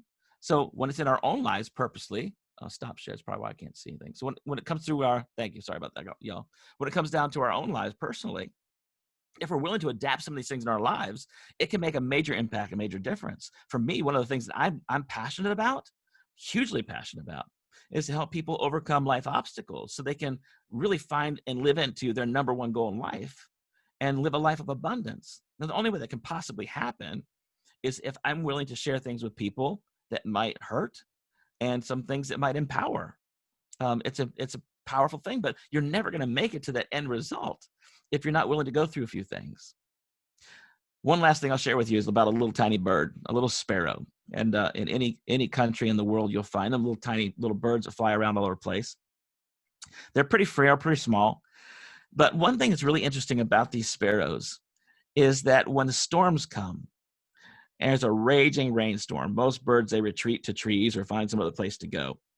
But these little sparrows, for some reason, the way they're wired, I kind of know now, but it's interesting to know. When a rainstorm comes, these little sparrows, they fly right into the storm. They fly directly into the storm, through the storm, and get to the other side. What's really cool about that is that as they do that every time, it makes them stronger with every time they go through that storm. We're going to go through a lot of storms in our lives. We can choose to retreat, hide, ignore it, whatever the case may be. If we act like those little sparrows and fly right through the storm, there's so much that waits on the other side, my friends. So much waiting for you. So I want to encourage you to do that today. All right, so those are 5 points I want to share with you. I hope you enjoyed them today. If you're interested in the slides later, I'll make those available, and you can go through them yourself with my notes, and hopefully it'll be something that'll be a blessing to you. You can find me again at LinkedIn, Facebook, all over the place, mattcrump.tv, and you'll find my information there as well. If you guys have any questions, want to talk about anything, I'd be happy to talk with you about that too at this point. Thank you very much to our speaker, Matt Crump, for quite an engaging and inspiring presentation, a lot of lessons on personal responsibility and accountability here. And our first question comes from Aquara Ezema, who says, firstly, I want to thank God for your life and the success of your surgery. And then the question is, how can one handle a situation where people around one sees one as a negative person only because being emotionally intelligent makes such a person entirely different? So I think the premise of the question is someone who has these skills that you mentioned is going to act differently, think differently from the vast majority of people, and therefore some might perceive that individual as being strange or difficult to understand. Yeah, I mean, for me, I just grew a beard. It helps to deter from that. Sorry, gals, you can't grow a beard, but no. I totally get the question. Great question. And I hope that I answered that on the front side before I started this. Attitude. Really comes down to attitude.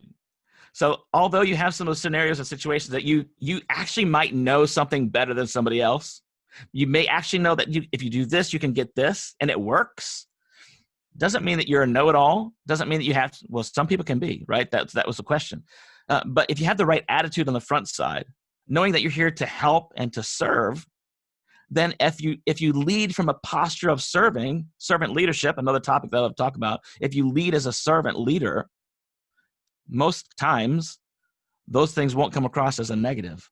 They'll be a positive, especially if you share it the right way. So I think it's the best way. It comes down to attitude, understanding who you are, knowing who you are, and then effectively sharing that with people. Yes, thank you. Now, I have a question for you as well. And this stems from my experience as a public figure. And that experience is sometimes criticism can be constructive, but it's not always constructive, especially if you have a lot of people who are exposed to your work, and some of those people, they just want to bash you on social media. Yeah. And I wonder, what are some ways that you think would be useful to distinguish constructive criticism from destructive criticism, so that one can identify the constructive criticism and essentially take it in stride and try to improve accordingly, whereas with the destructive criticism, one can see, oh, this person doesn't really want for me to improve or change anything. This person just has an agenda. Yeah, no doubt. Oh man, I feel your pain, brother.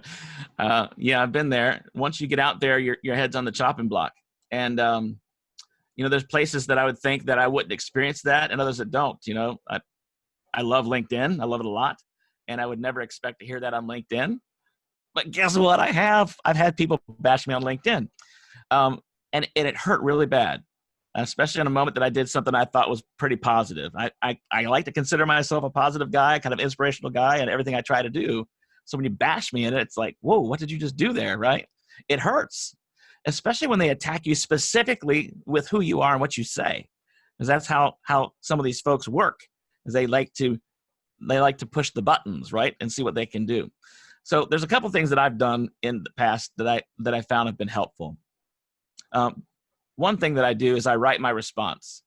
I love to write. So I write my response immediately. Do not send. Don't click post. Don't do that at all. Write what you're thinking, respond to that person, and then read what you wrote. And then analyze what you wrote and why you said what you said. And as you begin to process through some of those things that you're saying to that person, it will help you to reformulate some of the things that you're trying to say to who this person is. At this point, it's not about what they say. It's about who they are. So a lot of times I call them time bandits. There are people that are there just to rob your time. And it's really not worth it, right? Although I care about everybody, I don't have time to invest in a time bandit who could care less. It's a waste of time. The Bible says it's like casting pearl before swine. It's just a stupid thing to do. Don't do it, right? So is this person a pearl before swine kind of a person? Or is this a person that needs to go to the mine and dig a little bit? And maybe that mine is going to come through my response. So I'm either going to work and rework my response. I'm also going to call somebody that's accountability in my life and say, this happened. This is what they said. This is what I'm thinking about saying. And get feedback from the person in my life. Another scripture says that there's wisdom in the counsel of many. So I look for that wisdom, because on my own, I would probably punch him in the face without accountability, right? So, I mean, you got to find some places where you're going to have some accountability. And then you decide, is this something I want to post back on and share and put myself out there as somebody who responds to these comments?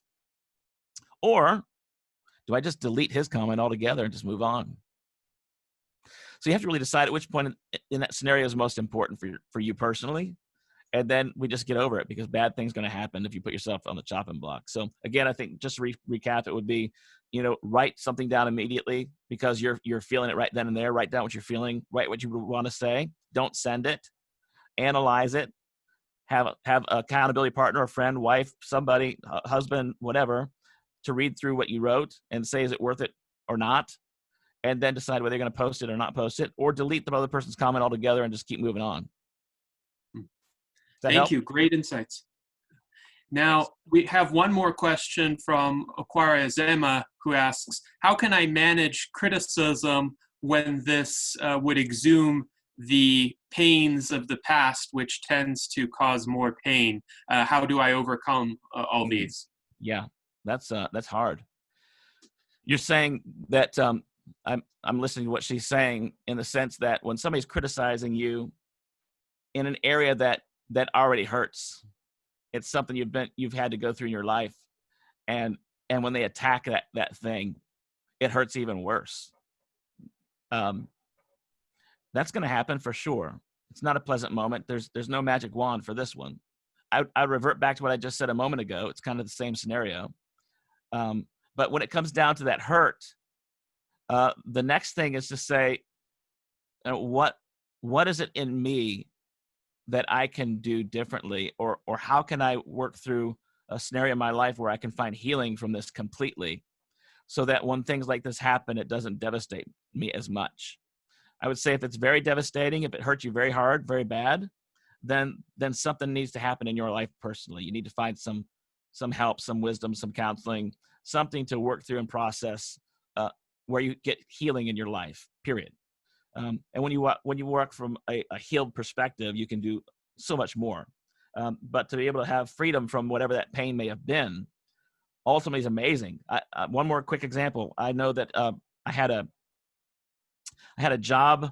I've only been fired one time in my life. My whole career, I got fired by one job. And I was a pastor at a church. That's pretty bad to get fired as a pastor at a church, but I got fired. And the day that I got fired, we were getting ready to take a large group of kids out on a huge retreat. It was the biggest one of the year, and we've been planning for a long time. I was excited. My wife was saying, kids were, everybody's great. And they fired me on a Wednesday and told me, by the way, you're not going on the trip this weekend either. You're not allowed to go there. You're not allowed to be around the kids. For what? So I said, okay. So what I decided to do at that moment was I accepted what the leader told me. I said, here's what I'm willing to do. I'll step down. I'll step aside, let you do what you want to do. And they brought in some other people to lead the event. I could have left the church. I could have moved somewhere else. It wasn't a justified firing, by the way. I'll tell you that story in a second. And I could have gone. What I chose to do at that moment, because I had just told the kids that night that whenever hard circumstances come into our lives, whenever it looks like you don't know what can happen when bad things happen, you have to be willing to stand. I went downstairs and I got fired that night. And I said, how can I leave this church after I just told these kids, you got to stand? So we stayed. I stayed as a guy who ran the sound system. I was a pastor. I stayed in the back and ran the sound system for 1 year. 1 year. The whole year on the inside, I was burning on the inside. I was sick on the inside. I hated doing it because I knew that I was wronged.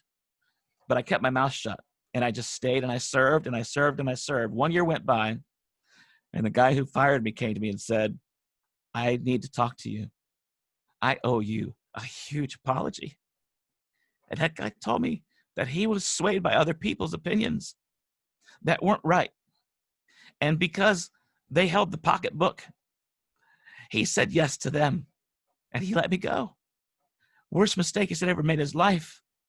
That guy ended up leaving that church, started another church, and he brought on one guy to be his executive pastor, his associate pastor. Me, the guy who was fired by him, running sound. And I ended up going to start another church with this guy.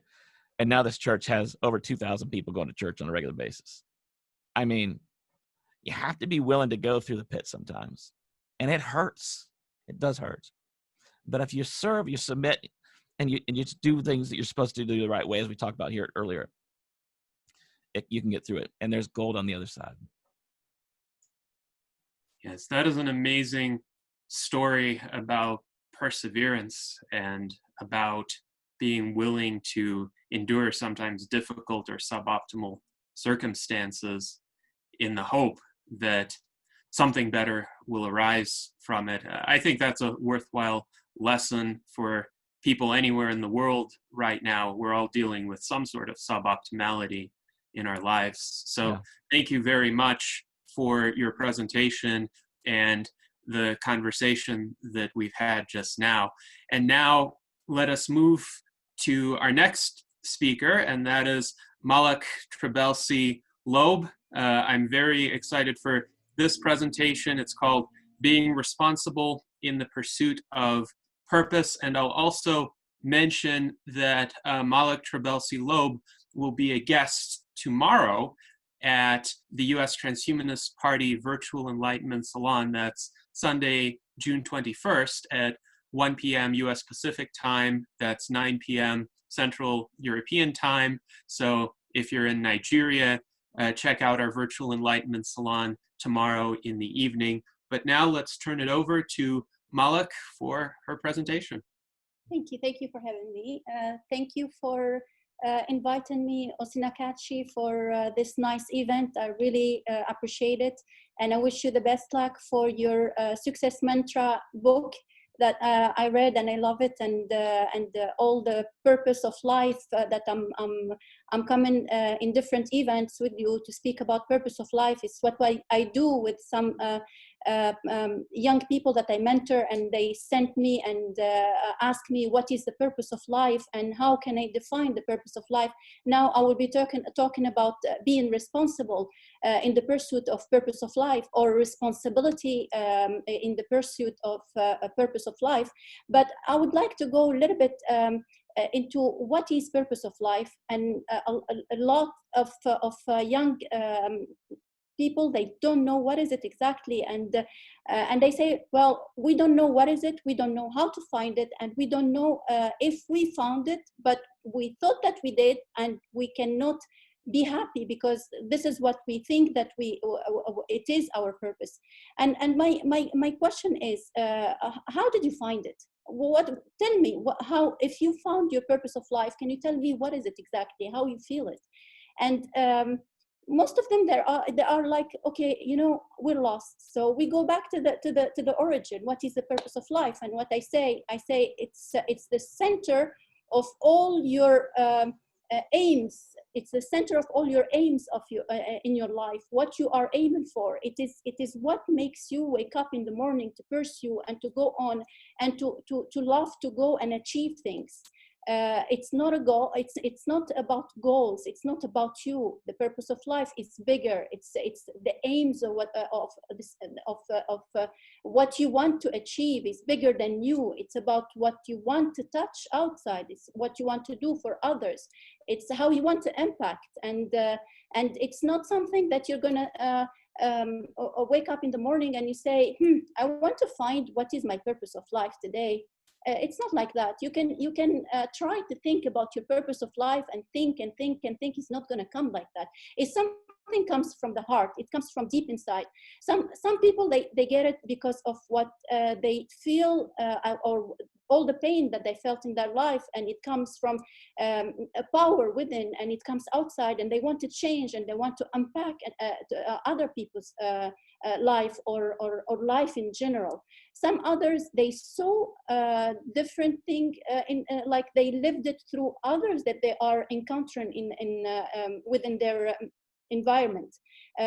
For me, and it's all about stories. It's about a personal story that got you to this point. And I remember I am that young girl that went out from Tunisia in Africa looking for education and to be free and look for freedom, to the land of freedom. And unfortunately, the land of freedom now, it's not about freedom anymore. I went to the States and I looked for having a voice and having a proper education and having freedom from the culture that I was enduring in Tunisia, which is very contradictory, and it's taming women, and that's why I have that voice. And I said, the day I had my voice, I would never shut up. I'm sorry about that word, but it's something that it's in me.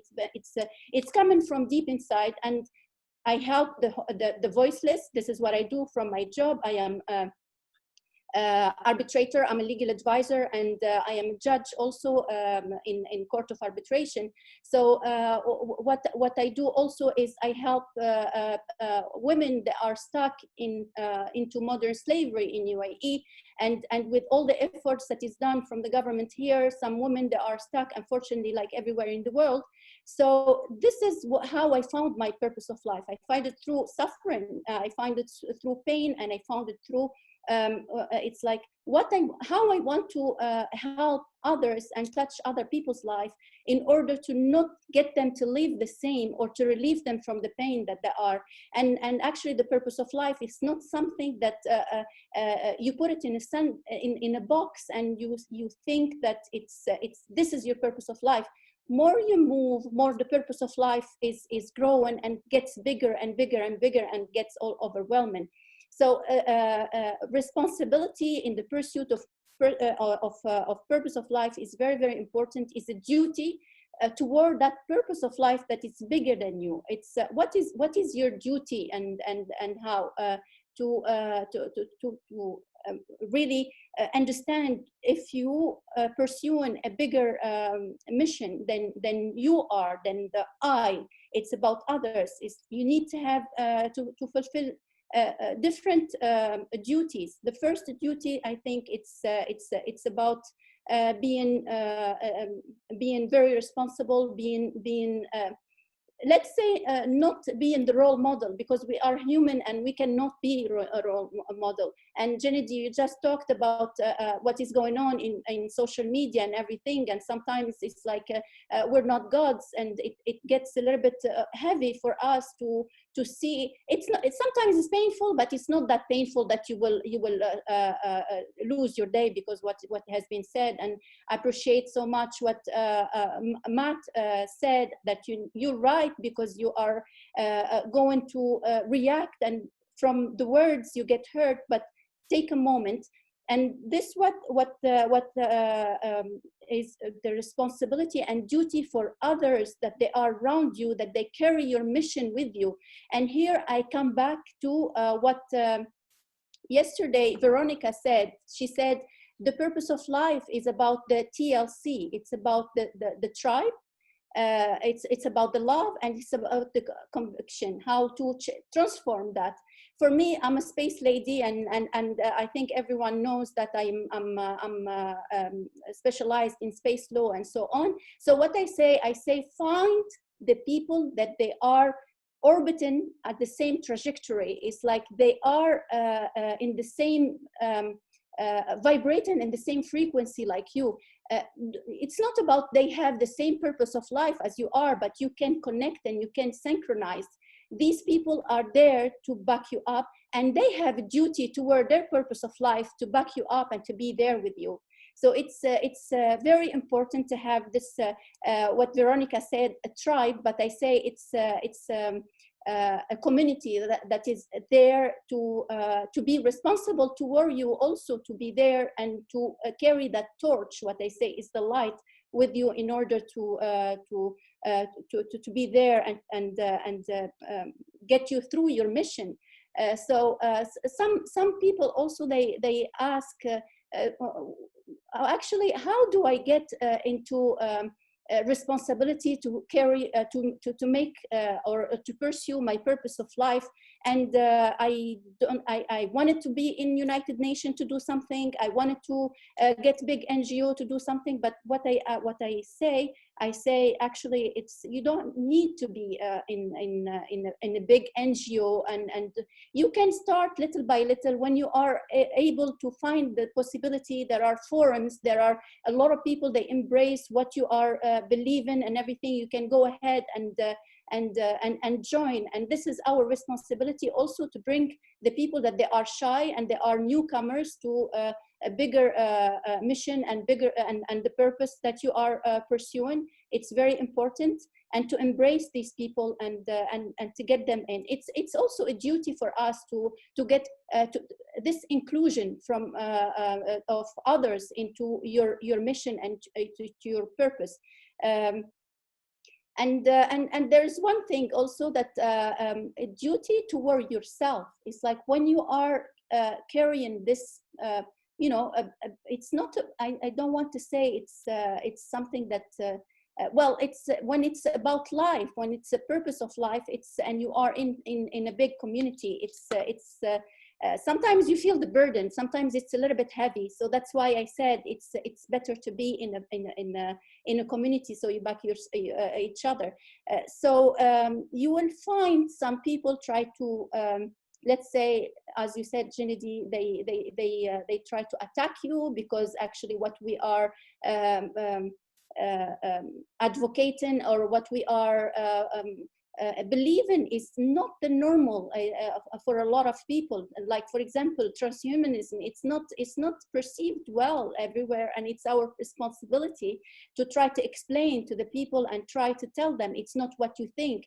And like that, you open the dialogue, and you get these hostile individual that they come to you and they use a religion, or they use, you know, how they want to bring you down and tell you that it's not good, it's not ethical, it's not this and that.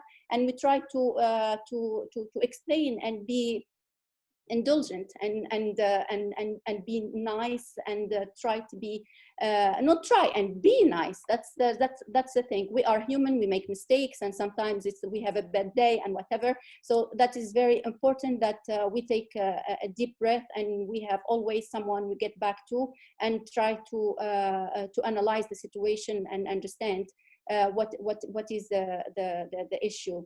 So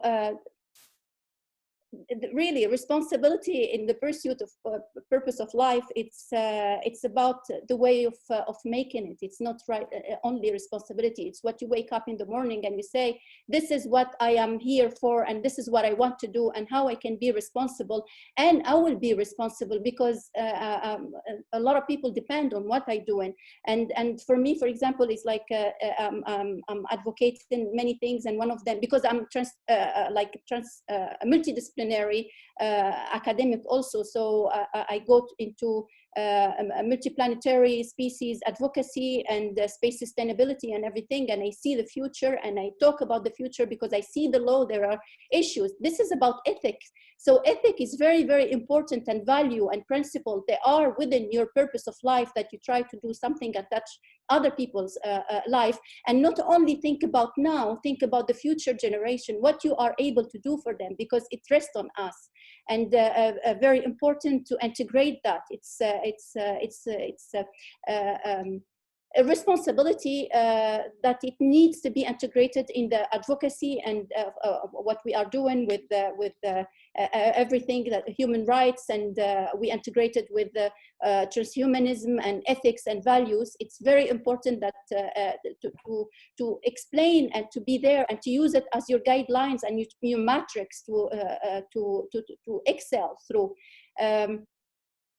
That's why also I said your job needs to be aligning, and I had a post on Facebook, and I said actually your job is what you are waking up also every day to provide for your family, to survive also, but don't make it as just a job. Your duty also to choose the job that it goes or it is aligned to your purpose, because your purpose, you believe in something, but if you are working in your job is in a multinational corporation that their values and ethics that doesn't go with your purpose, better not to, because you will wake up every morning miserable and you say, I have two lives, I have double lives, and you cannot. You will be miserable for all that time that you are you are going to your work every day. This is about responsibility. It's about a way of carrying your way of living. Actually, it's the way of living, because all your purpose is revolving around your life revolves around your purpose. So it's very important that everything is aligned within the purpose itself. In that case, you are doing what you like, and you are fulfilling and achieving your purpose in life. Well, thank you, Malak, for that excellent presentation. Many great thoughts there about purpose and responsibility and thinking about the future, thinking about a broader set of goals for one's own life and one's own work. So now let's see if we have any questions. You can either unmute yourself or raise your hand in the Zoom interface, or type up your question in the chat.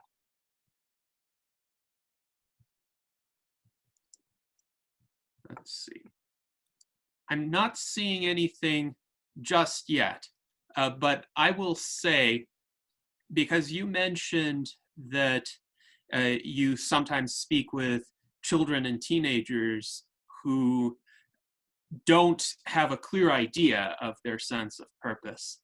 I recall when I was 14 years old, I really became interested in answering the question, what is the meaning of life, definitively. I wanted to get the correct answer to the question. And I recall I was going out on long walks. I would walk for maybe 2 or 3 hours and think through everything I knew about science and philosophy and the way the world worked, and see if I could arrive at an objective answer. And for a 14-year-old, it was a bit of a struggle, but the answer I came up with was this, that while in much of the natural world, what prevails is entropy, the tendency to move from order to disorder, we humans, and presumably any other advanced life form, would have the capacity to reverse that, to go from disorder to greater order through our actions. And that is what humans have done consistently throughout time. So if one can conceive of a purpose to one's life and one's own actions that goes just beyond the day-to-day, then it would be to bring more order to the universe, to bring more complexity, to bring more rationality when otherwise things would degenerate into chaos. And I wonder if in your experiences dealing with children and teenagers, you've seen that kind of thinking, or at least the beginnings of that kind of thinking. And if so, if there are ways to get young people essentially motivated to pursue it further, to work out its implications, and to get to a point where their sense of purpose comes from within and they clearly understand what they're doing in their lives and why. Yeah, I will. I have a very close example to me is my son, and this is what I have been doing with my son, because actually my son is 12 years old, as most of you know, and he's advocating for education to prepare children to become multiplanetary generation now and the ones to come. So how he got into that, actually, first of all, is very, very important. And this is what I speak with moms and families, is kids, they are born or they have this sense that they are pure. Get their sense of reason going, and do not try to get them a lot of information and a lot of things that they are ready made, and you tell them this is the way and this is how you should think. So if we start that way, and we start by getting the sense of reason growing, and the questioning and everything, they are conscious. They know what they want, and they look for answers. And actually, my son at 10 years old, he's questioning the religion. And I told him, well, we are Muslims, but you know something, it's for you to find the right way. It's for you to, I will not tell you this is the way and you need to do it, because the way how I see the same religion is different than the way other people they see it. So it's up to you to find it. And so it starts from that way, how to get children to think and to reason on their own. Then they see what is going on in the world, and they will look for answers to the problems. My son, he comes to me and he's asking, when he saw what is going on in the United States with the the white supremacy issue that is going on right now, and he understands it very, very well. And he comes and discuss about it.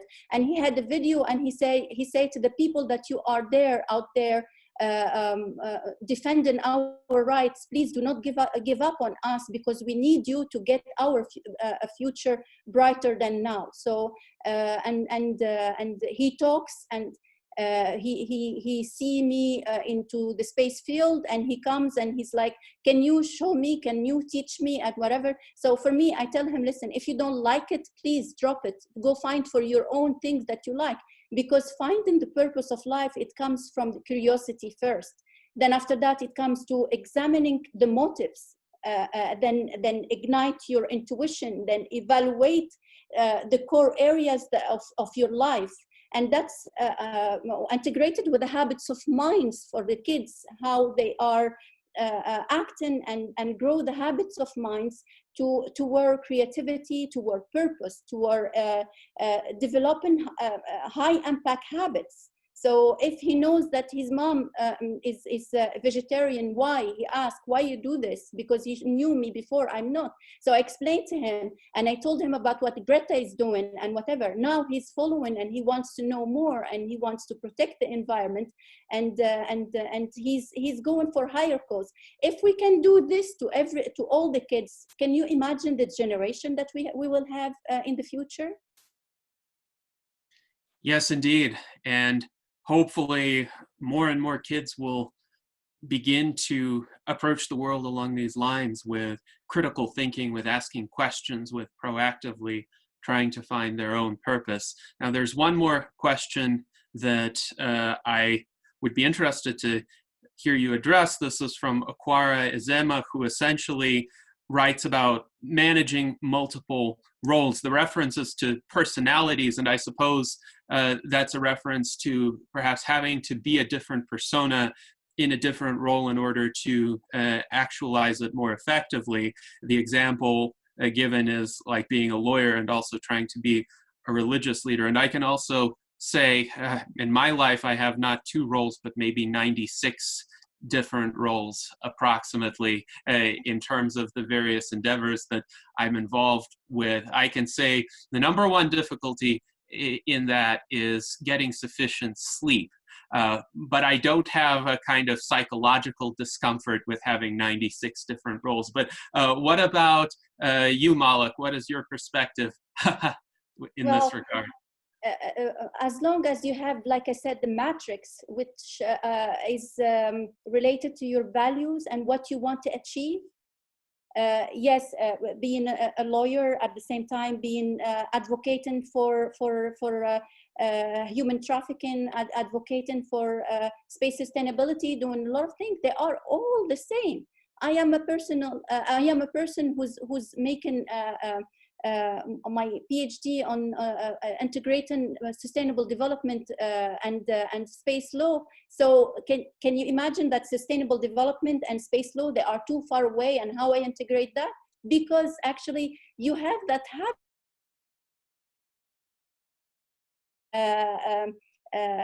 let's say it's like I say, it's the matrix. It's something that is in you. So going back to say, because a lot of people, they have a different opinion about lawyers, okay, and how they are, let's say, and sorry, some people, they think they are bloodsuckers, and how you can be like this and do that.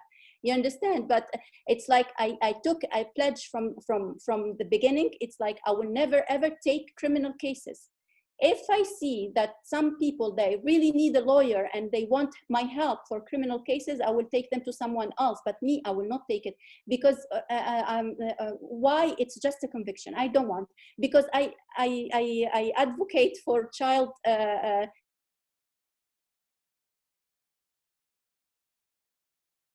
Can you imagine? I come and I have someone is coming to me and offering me a lot of money and telling me, you know, I was, you know, involved into a big web of human trafficking. Do you think I will do it? Of course not, because it comes back to my ethics and my values and everything. So you can align, and that's what I said. Choose your job and choose everything that you are doing around your purpose of life, around your values and ethics. And being a woman doesn't help sometimes, because actually you need to work twice. You need to work 3 times actually sometimes, because, you know, especially in areas where woman is a little bit, let's say, I'm not talking about UAE, but I'm talking about general in the Arabic mentality. It's women sometimes is perceived that it's shouldn't have a loud voice in a way that shouldn't try to reach the sky, because man is always superior. So that's also something else that we are facing in some areas of the world. Well, thank you for your observations, and we really appreciate all of your insights today. Great presentation, great answers to the questions. And now we will need to move on to our next speaker. And our next speaker here is Richard Ubasinachi Ezeala, whose subject is leveraging on social media and digital tools for personal development and productivity. So Richard, welcome, you have the floor.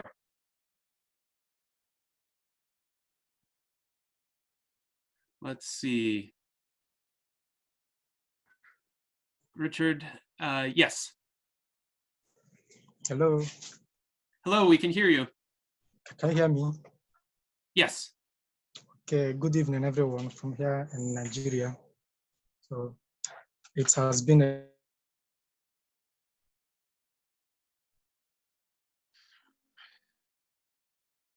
before me.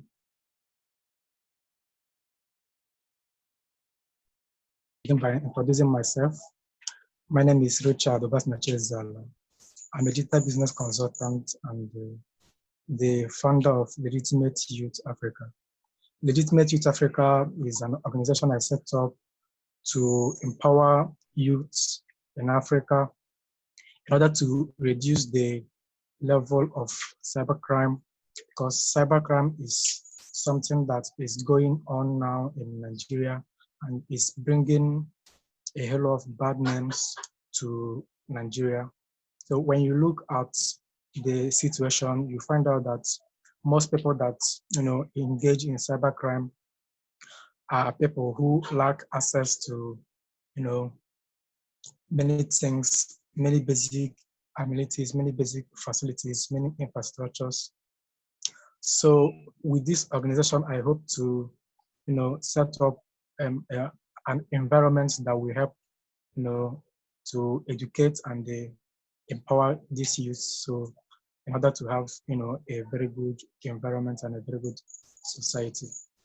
So my topic today is how to leverage on social media and digital tools for productivity and personal development.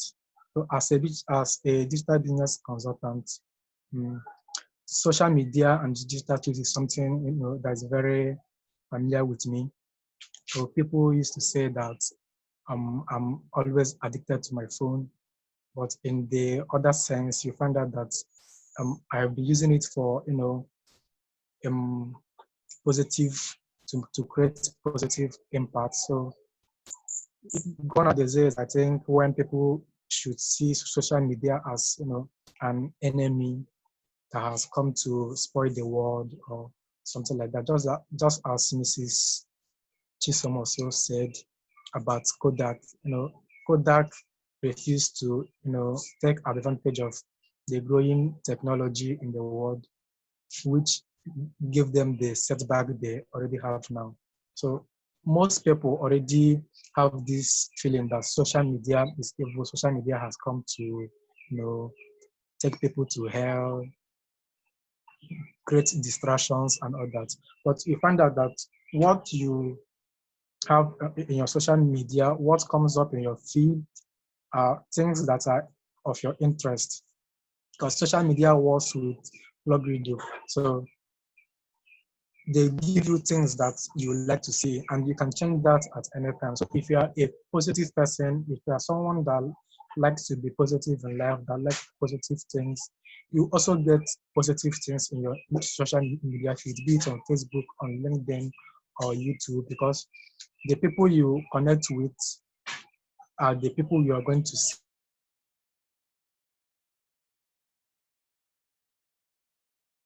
going to, get positivity in return. So in personal development, I think human beings are the only creatures that have the ability to evolve and develop themselves over time, have the ability to change their situation, have the ability to change their circumstances. Because let's take a dog for instance. There is no amount of knowledge a dog can acquire and become a CEO. So, but a human being can, go to school, take lectures and all that. Before you know it, he transforms from a lower stage to a very high stage. So this is the process of personal development, and personal development is not something that,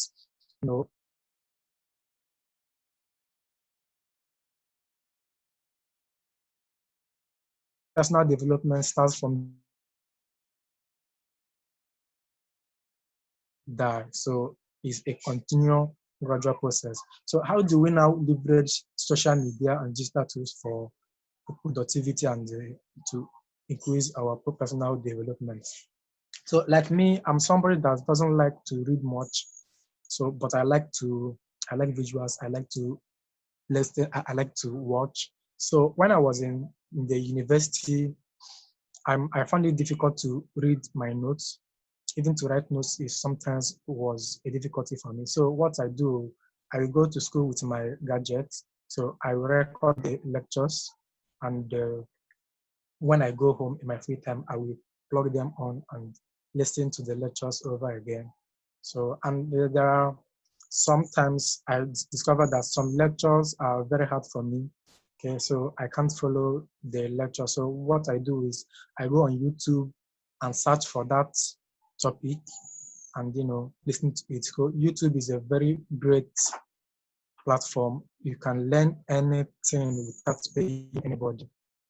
So there are courses online that you can take, but if you don't have money to take courses, YouTube is a very great platform. I've been using YouTube for a very long time now, and it's been very helpful. So if you're not yet leveraging YouTube for your personal development, to learn and to relearn, I think that's something you should consider doing from now. So YouTube is one of the things you can leverage, and there are other tools, like there are many platforms that gives you free lectures and some paid lectures. Places like Audacity, places like Udemy, ThinkFit. So there are many of them. You just have to search for it and you get it. So technology has made personal development something easy. In the past, you have to, contact a mentor, probably pay the mentor and follow his thoughts, maybe go to his office, run some errands in order for him to, mentor you in a particular niche so you can develop your personality. But with social media, you just have to follow the person on his, maybe, his account, maybe on LinkedIn or on his Facebook. Just follow the person. He keeps dishing out valuable contents. You keep taking notes. I have great mentors that doesn't even know my name, but I follow them. So I follow them frequently. They don't even know that I exist, but they are of great, they are of great importance to me. So this is something anybody can do. You don't have to contact people now directly, or unless you need a direct contact. But apart from that, you can use your phone, your laptop, and contact and follow anybody you want to follow their thoughts, follow their teachings, and before you know it, you become what you want to be. So, and in talking about personal development also, and productivity, you realize that reading books, is one of the things that helps us to grow. But there are people that doesn't like to read, people like myself.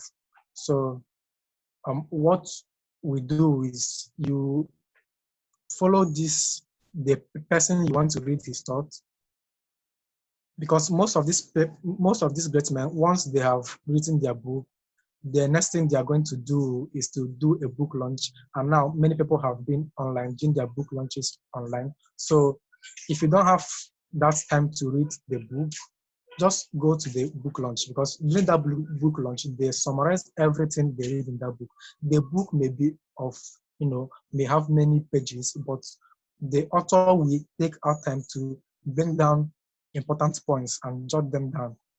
So when he comes to the book launch, he writes them. So if you can't even go to the book launch, on YouTube, there are people that have, dedicated their time to do something called book summary. So they pick out great books and, summarize them. So you don't have to come reading a lot of books again. So just look for the summary of the books and you take them. And other one is, some books now have, audio version. So if you also don't like to read, or you don't have time to watch videos, so something you can do is to download the audio version. You plug in, the audio and the listing. So let's go back to, our social media. So let me take us now to business. So as a business consultant, a digital business consultant precisely, I help people to leverage on technology and social media to, to increase sales, productivity, and they maximize profit. So you find out that most people now are online. So spending money on television advertisement is now becoming something of the past, because many people don't watch televisions this time, because everything is on social media.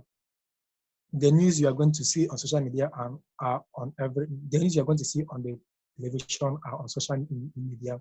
So the sports you are going to see on television are on social media.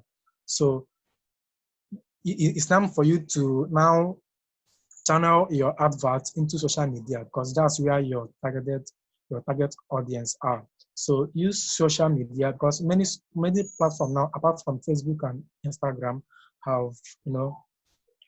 have integrated the advert sense. So when you launch your product or your business, if you don't want to spend money on television adverts or billboard, the best thing to do is to just get a consultant or an agent to use Facebook ad or Instagram ad or Google ad or any kind of social media ad to push your products or your contents to the right audience. So if you're not yet leveraging on social media and technology for your business, you are leaving money on the table for real. So this is something you should consider doing now. Everybody should be on social media. Nobody is supposed to see social media as something that is evil. Like, many people in the Western world may not understand what I'm trying to say now, but here in Nigeria is something that is common to the past generations before us, and they try to bring it to us, because social media is something strange to them, so they don't like it that much. And when people see you online always, they have the tendency to think that you are, you are not a productive person, that you're a lazy person, you are always with your phone, always. But you as a business person can take advantage of that and promote your business to the right audience, because your business needs to be shown to people who will see it and who loves it. So social media like Facebook will give you the ability to target the right people for that advert. So you don't have to place billboard when people who are not interested in your product are bypassing. So, but when you use social media, you target people who are specifically interested in your product. So that's a great advantage of using social media for business. So another aspect of this talk is the digital tools like websites. Many people down here in the third world doesn't see the need to have a website. They think maybe it's too costly for them. Maybe they are getting a little money from their business. They think it's all right. They can continue that way. But just as we saw during this pandemic session, a lot of businesses closed off And there is just one business I know, Twitter. Twitter returned all the staffs, and have them work from home. So this is something that a company that doesn't leverage on digital tools cannot do so easily. But because Twitter is already a digital tool-oriented company, so it was easy for all the staffs to go back home and start working. So in your business, there is a way you can integrate digital tools, and have all your staffs working from anywhere in the world. So you don't need to go to office or travel to somewhere in order to meet up with what you have. So using technology now have made things so easy. So people here should go into it for real. It's not something to shy away from. It's not something to run away from, because if your business is not online at this time, you are this is something nobody will like to experience. So I think there is something common with all the people that are speaking here, and that is that we don't have much time. So I think for now I have to stop there and maybe take your questions. Yes, thank you very much, Richard, for this overview of the benefits of social media.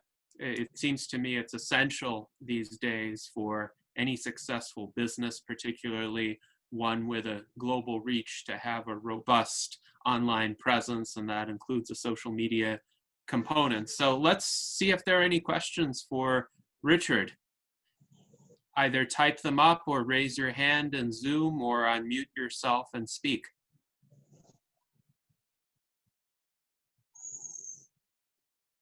So I'm not seeing any questions right at this moment, but Richard, feel free to leave your email address in the chat for people who may wish to contact you with additional questions. And now we will move on to our next speaker, who is Peter Ugochukwu Omeogu. His subject is servant leadership, the missing link in Nigeria's socio-political environment. Peter, are you ready to begin? Yeah,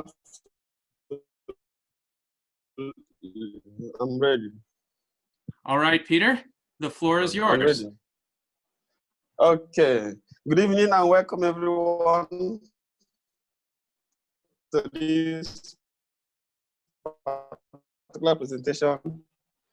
My name, as the mother has said, is Peter. Actually, state senator in the just concluded 2019 election. Unsuccessfully, I ran for the state senator. And one of the things that moved me to embark on this particular journey is the fact that there is a leadership vacuum in Nigeria, some sort of a leadership drought, where people who are meant to serve the leaders who are meant to serve the people are all there out for their own personal aggrandizement and personal gain. And because of this issue, the country keeps going down every day. As you see the headlines, Nigeria is like the headquarters of poor people in the world, with over 94 million poor people. We are inflicted with terrorism, with all manner of social ills, kidnapping, and all that. And because of this particular issue, these issues that trouble us, the only thing that stands in the gap to fill this issue is a servant leadership. Servant leadership. But what is servant leadership? Servant leadership comes from just two words, like we all know: servant and leadership. According to the dictionary, a servant is someone who is hired to perform a regular household or duty or a job and receives a compensation. But don't mistake a servant for a slave. A slave is someone who is like a property of another person, whose labor and whose life is only subject to the will of the master or mistress. So it's different from a servant. A servant is just someone, like I said, who is hired to perform a regular duty or a regular job or something, and receives a compensation for that. So the other word there is leadership. What is leadership? Simply stated, leadership is the state of being a leader, the capacity to lead. So, but the beauty of servant leadership lies in the juxtaposition of the two words, servant and leadership. When you juxtapose these two words, you form a very revolutionary insight in the world. Servant leadership is simply stated, a philosophy and a practice of leading people, whereby the communal benefit of the people is placed over the self-interest of the leader. It is some of promoting the value and development of community building. The practice of authenticity. It's a promotion of shared power. A means whereby a leader is managing people through civility and community building. Servant leadership simply leverage individual strengths for community building.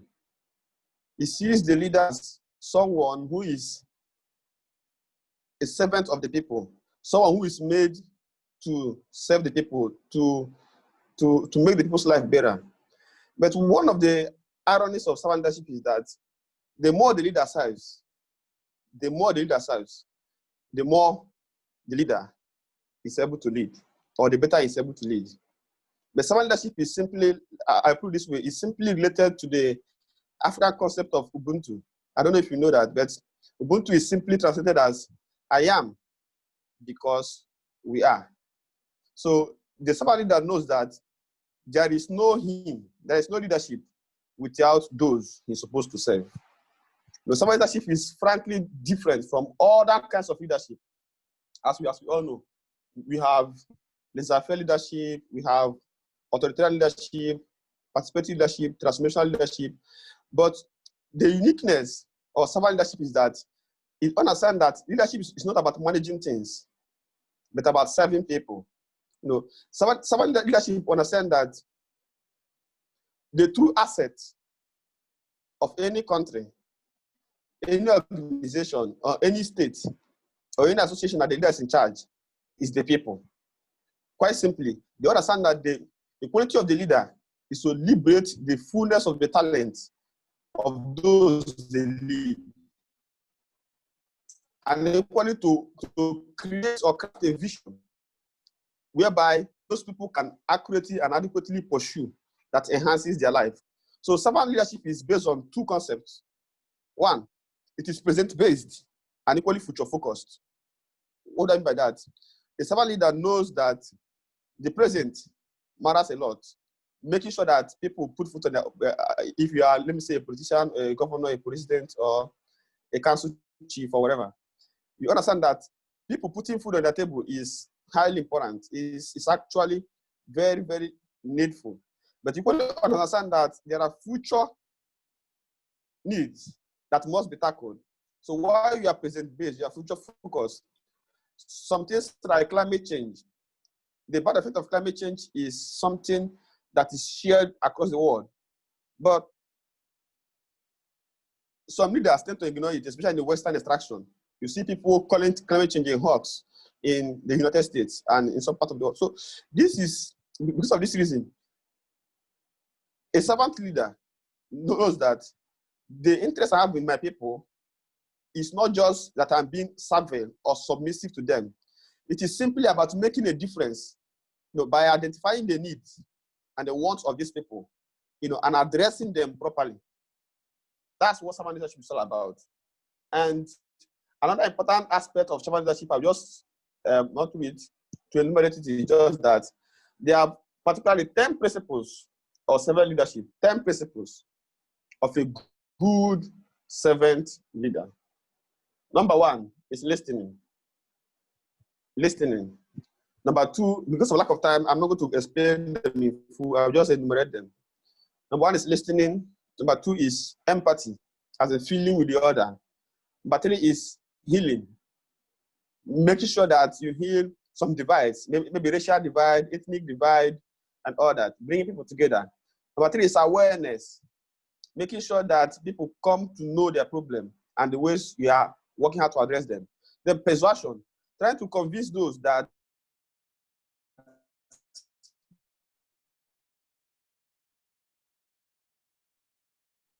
or to bring back to the fold to needed for the servant leader.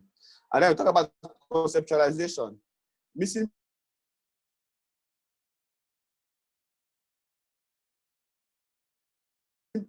simply means to place a problem appropriate place where you explained earlier.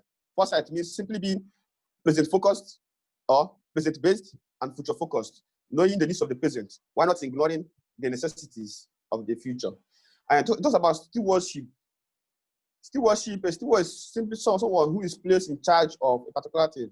So someone sees himself as a steward who is in charge of the state or the property that you are going to render account to people. And then the other one is commitment. A servant leader is committed to what he's after. He's committed, is thoroughly embedded in the cause, because there is no greatness anywhere. Only great men who pursue greatness by engaging in causes which are larger than themselves. So the servant leadership is committed to community building, to growth.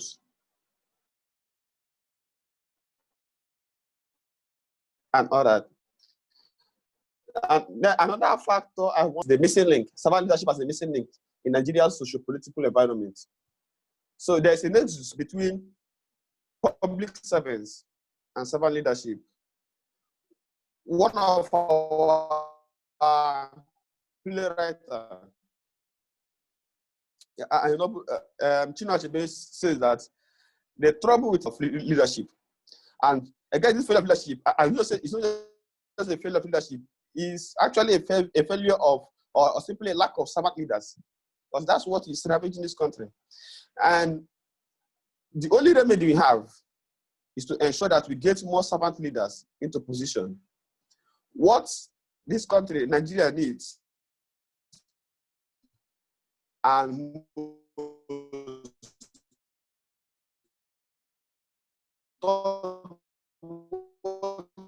countries equally need, is servant leaders who has the ability to develop a vision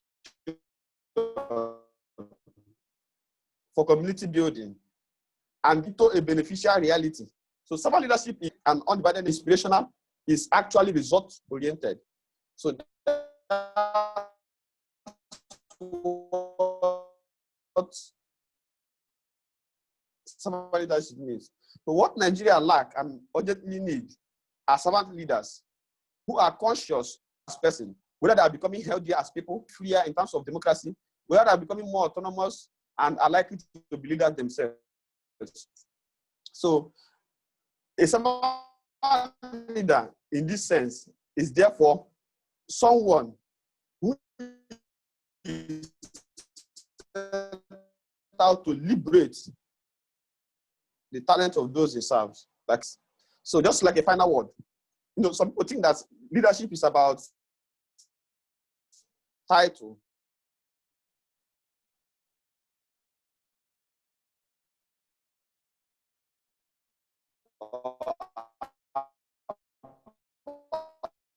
Position, about anything. No.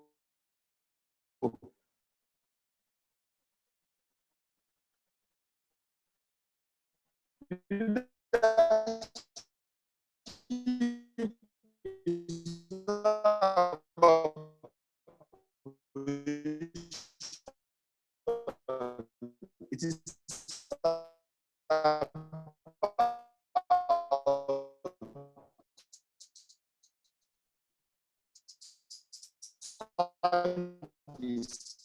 generally. There's some lecture kata say that towering above measure and treasure above is better. It is making people's life better. The one aspect of a leader is a servant leader is legacy. A servant leader is someone who makes sure that he passes on legacy to others by creating people who can succeed him. Just like we all know, a success without a successor is ultimately a failure. A success without a successor is ultimately a failure. I'm going to repeat that word because I know that it is one of the things that we actually lack. When all is said and done, the true measure or the real measure of leadership is servant leadership. And that servant leadership is dependent on the amount of value the leader has added to the lives of those he leads,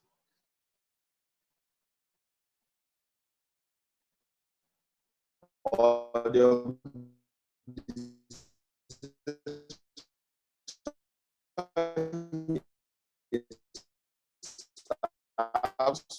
or the country he's in charge of. For the common good. I can take questions now. Yes. Thank you to Peter Allo for your presentation on servant leadership. And let us take some time for one or two questions. So again, please unmute yourself or post your questions in the chat, and we can proceed. Let's see. I don't see any questions in the chat right now.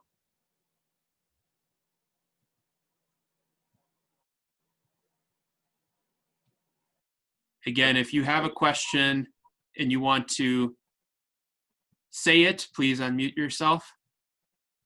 I'll give just a few more seconds. And if not, Peter, please post your information within the chat so that people could contact you if they have additional questions. And our next speaker is going to be Joshua Ugochukwu. Joshua, are you there?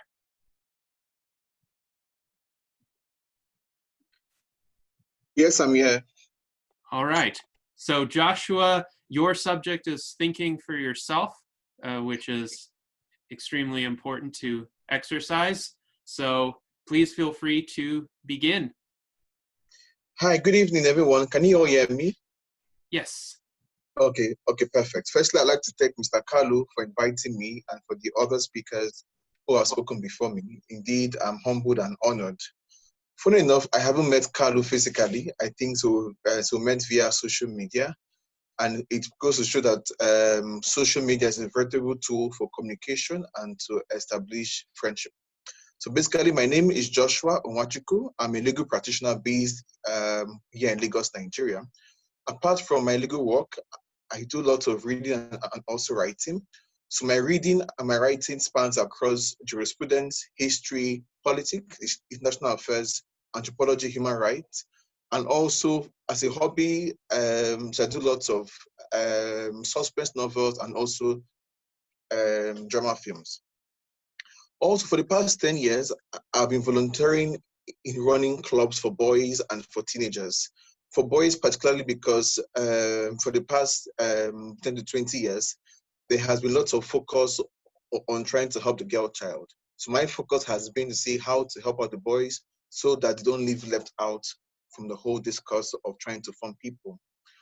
When I saw the theme, discovery of purpose leadership model in a complex society under pressure, two phrases struck me.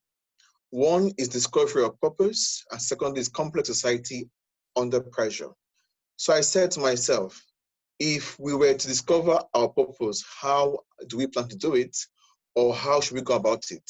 Thinking, if we were to live in a society under pressure, how are we going to withstand the pressure to do what we don't want to do? Thinking as well too. So basically, so this now made me to choose my topic, think for yourself.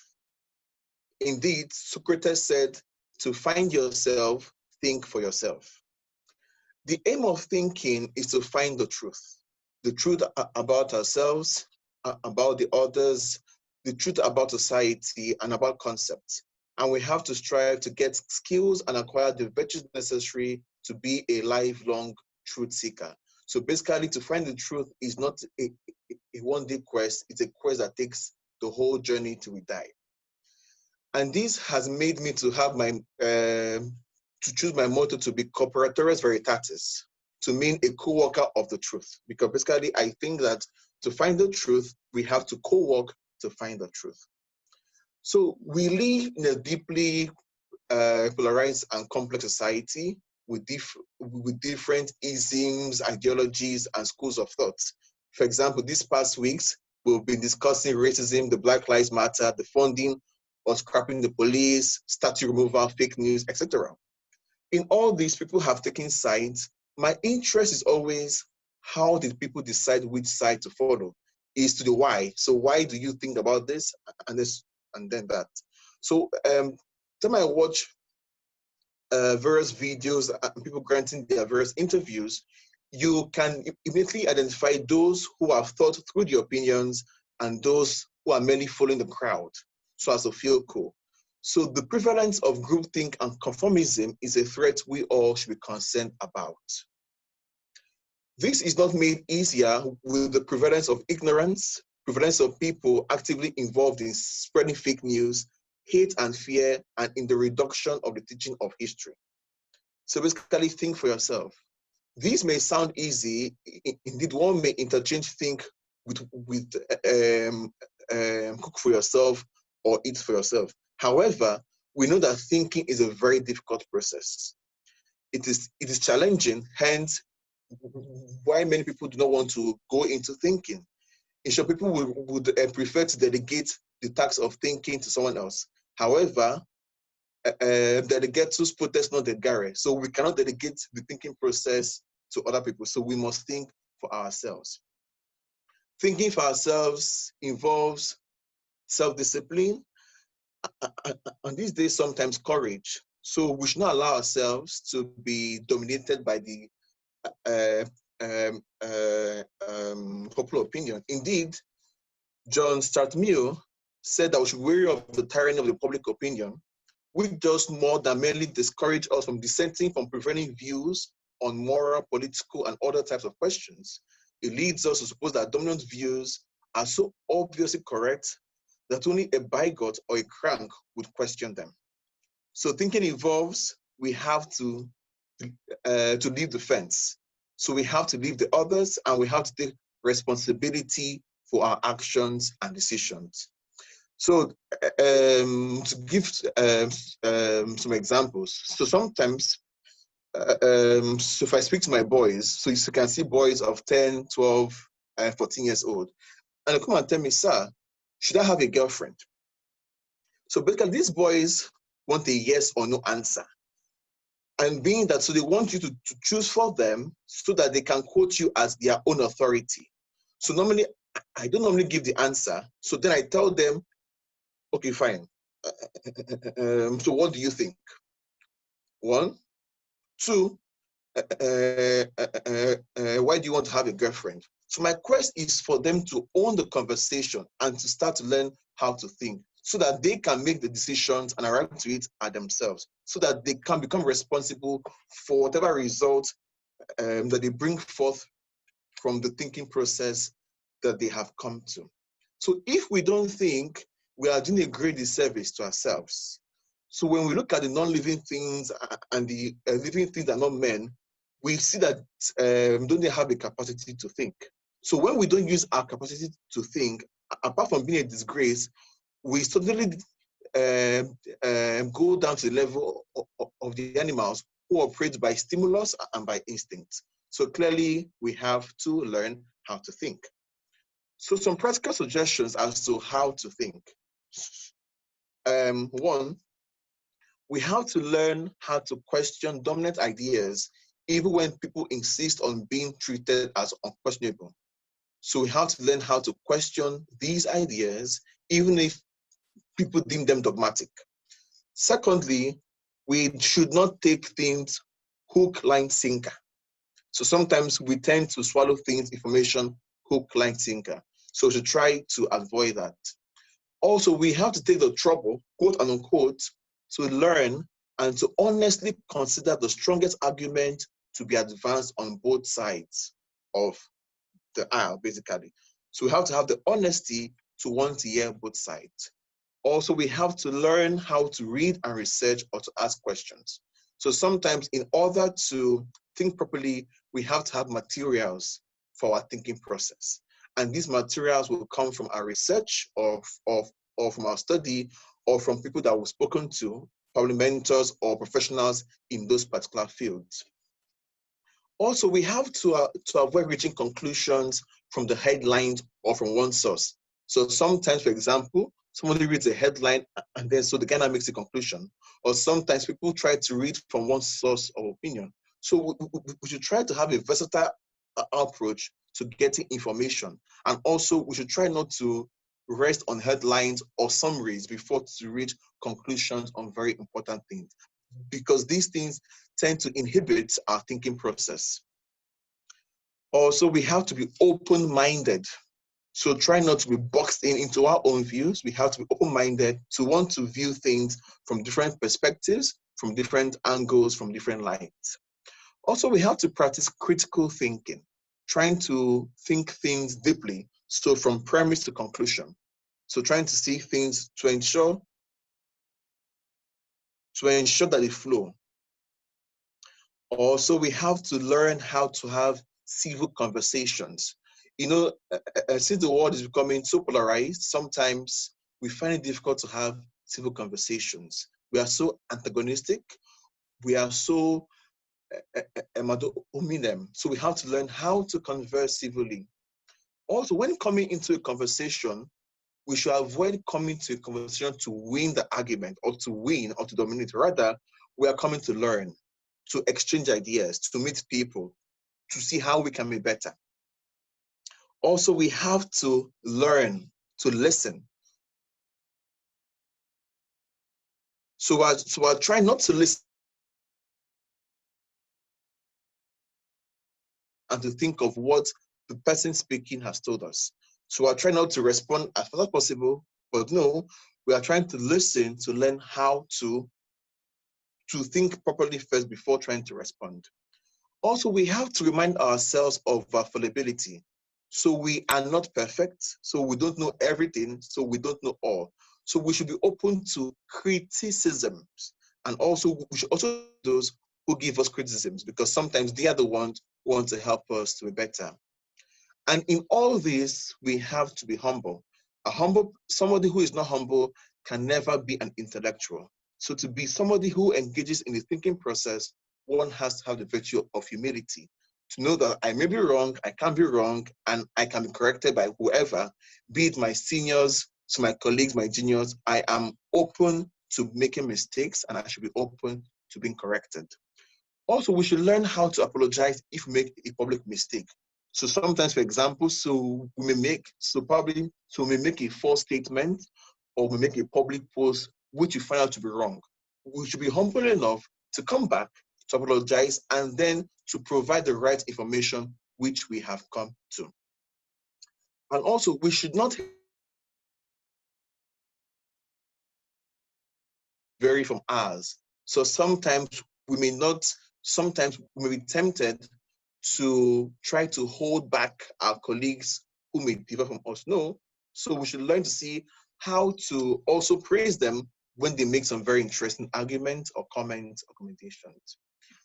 Also, thinking for ourselves also involves trying not to kowtow to intellectual bullies or to bullies who want to bully us into silence.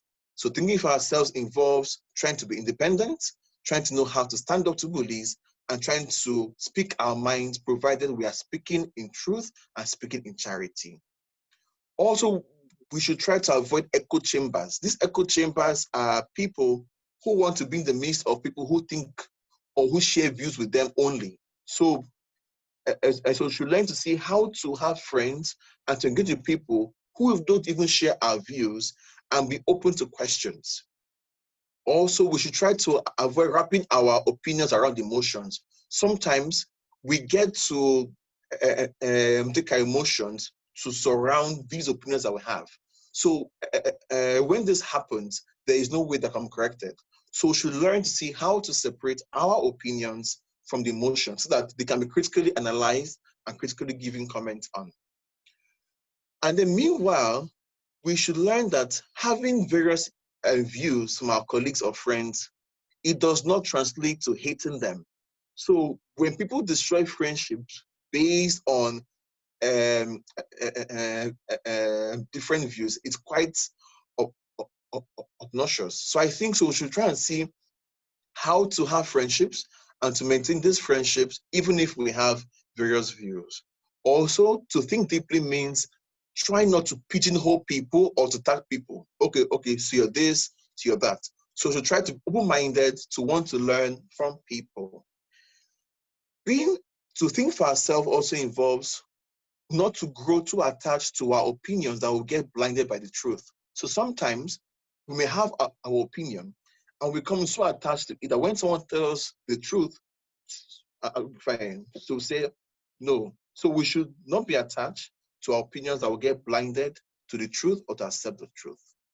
If possible, we should strive to be our best critic.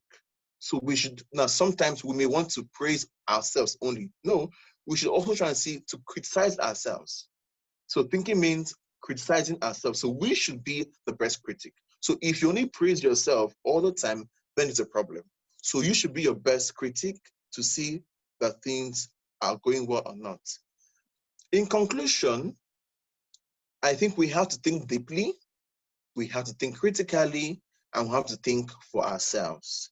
This is the antidote to peer pressure, to feel among, to be in the good books, to always try to align with the majority, to always want to agree. Thinking may be difficult, but it is not impossible. Thank you very much. I'm done. Thank you very much to Joshua for these excellent insights into how to cultivate critical and independent thinking. We enjoyed your presentation, and now let's see if there are any questions for our speaker, Joshua Ugochukwu. Either type up your questions or unmute yourself and state your questions. And Joshua, if you could leave an email address or some contact information in the chat as well, that would help anybody who wants to reach out to you later on. Okay, I'll do that now. Mm-hmm. Let's wait for just a little bit longer for questions. And again, if you have one, either unmute yourself. Yes, okay, Richard. Yeah, Richard. Ugochukwu, thank you for your session. So I have a very sharp question to ask. So the question Sorry. is, please, can you hear me? Okay, yes, I can hear you now, yes. The question is, where do you place the role of mentorship in one thinking for human? Okay, perfect. So, then I said above that sometimes, so we have to read, to listen, and also to ask questions. So for example, so for mentorship, so we can have mentors for various reasons. So we can have mentors for professional reasons. So we can have different kinds of mentors. So we have to have the mentors who are appropriate to the questions that we have. So for example, so imagine that I want to ask somebody a legal question concerning my future career. So the whole thing makes sense to want to speak to a lawyer who is quite senior. So I can't go to speak to a doctor to ask him for professional career advice. So for meditating deeply, it is true that we have to have mentorship. However, we have to also learn not to take things from the mentor, hook, line, and sinker. So we also have to critically question those things coming from mentor, because sometimes these mentors too have their own biases, they have their own prejudices, and also they also belong to various schools of thoughts. So we have to learn to go to these mentors, but also to learn how to filter through to know what he's saying is objective truth, and also to want to see what he's saying that is that's the bias. Okay, fine. All right. Well, thank you, Richard, for your question.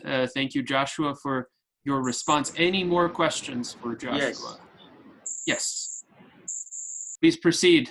Okay, thank you so much, Mr. Joshua. My question goes this way. Okay. How does one build a good emotional intelligence when thinking a difficult time? So your question is, how does one build emotional intelligence? A good emotional intelligence, or wise thinking in a critical moment. Yes. So thing is, thing is a very difficult process. So it's a very difficult process. Meaning that, so there are sometimes difficult to engage in thinking. So imagine that one is going through a very difficult period. For example, maybe one has lost somebody dear to him, or one has gone through probably heartbreak. So it was very difficult to want to engage in thinking during this period. So it also involves that. So knowing when to think. So trying to be emotionally intelligent means knowing that there are times to think. So somebody who is bereaved, somebody who has lost a colleague or a friend, or somebody who has just come up from a divorce, it may not be so good then to engage in critical thinking. So sometimes we have to let time to pass. Probably time to pass, or sometimes you can even take a cool drink to calm the nerves down. So there are many factors. So meanwhile, so we have to create the environment for thinking. So when it is not there, it's going to be very difficult to want to engage in it. So we can't just decide to want to think now. So we have to clear ourselves to ensure that we don't have any issues, any doubts. And also, for example, somebody who is hungry cannot think. So imagine they don't have money to pay your school fees or to do many things. It's very difficult for you to think critically. And since the person has so many questions, so since the person has too many things to get sort out. So sometimes it's good to create the right environment suitable for thinking. Okay. Does that answer the question? Okay. Yeah, but I have something to add there. You know, as the founder and the current president of TFDS, previous challenges, and I was overwhelmed because of governance and a few things. And during the process, I think I was thinking that when you cannot think, you need to not just meet consult your mentors, but you need to consult a counselor to enable you go through, because those things are like emotional dispossession, because you are dispossessed at the moment. So you need to meet people who are some sort of stable, who you can discuss these things with, and they give you, after the counseling, then what they have counseled you now present it to professionals or mentors who have better knowledge of those things, because at that moment, like you said, you can't think for yourself. But I'm against the position of waiting for time to bypass, because sometimes when you wait, you can plunge into pressure, and which leads to suicide and some other things. But as the thing is, at that moment, you can just share it with a counselor to help in counseling you, because most times we need to talk to someone. We need to talk to people to direct us aright. So I passed through these things, and I met people. I discussed it with people. They said, okay, this is what you do. They will advise you and say, okay, just leave it that way and let's discuss it. And through that process, you start seeing a better picture of what you are thinking. Because I had this problem, and I discussed with Malak. Malak said, okay, this is what you need to do. This is how you need to do it.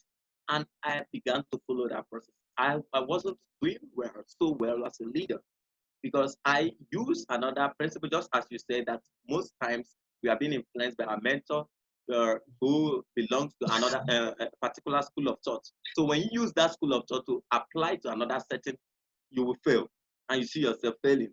So that is and that. But when you think through, you see a way of excelling. You see different pictures. You see different way of approaching reality. So thank you so much. just concur with you and then say a few words. Okay. For the leaders, sometimes they have too much pressure or too much workload on their shoulders because they have not learned how to delegate. So being a leader doesn't mean doing all the work yourself. It also means trying to delegate, one. It means trying to find talent. So it means, okay, so this person can do this, and so help him to do that. So you mustn't be the one to do all the things yourself. So when you know how to find talent, and you know how to delegate to each person, so there is less pressure on you. So that is something I'm talking about, learning how to delegate tasks from you to other people. And also because the world has people that have the brains and people that have the muscles. So if you have people who are the muscles, why you be the brain? So since you are the leader, so you should have your time for thinking process. Meanwhile, people who are the muscles should be the ones to be given the task to go and do. So when you have too much work on your shoulders, it means that you are not, so it means that you are not delegating. And also that can also question the whole team spirit. So do you have a team? So do you work with a team? So when you do that, so you now learn how to be evolutionary the whole powers to different people. So being a leader means also learning how to delegate tasks and also to find the right talent and qualities from people. Yes, thank you, Joshua. Very important insights regarding delegation here. Indeed, insights that I should probably be applying more in my own line of work. But that is much appreciated. So we have Honor 6X raising their hand. Honor 6X, do you have a question for Joshua? And if so, please unmute yourself and speak. Okay, I have a question for Joshua.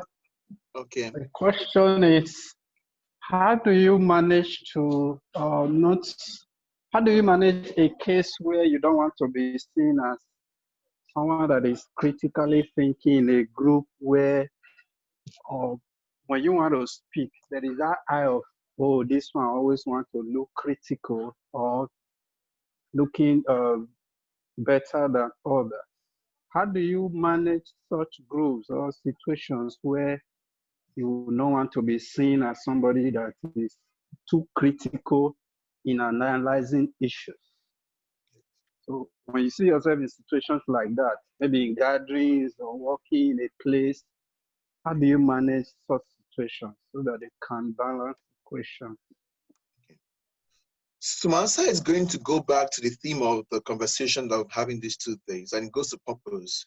So I think when we try to discover our purpose in life, so people have different goals. So imagine, for example, that I want to be a man known for integrity, a man who is known to want the common good.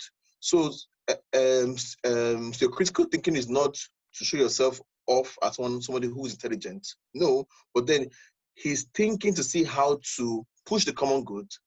He's thinking to see how to better the whole society.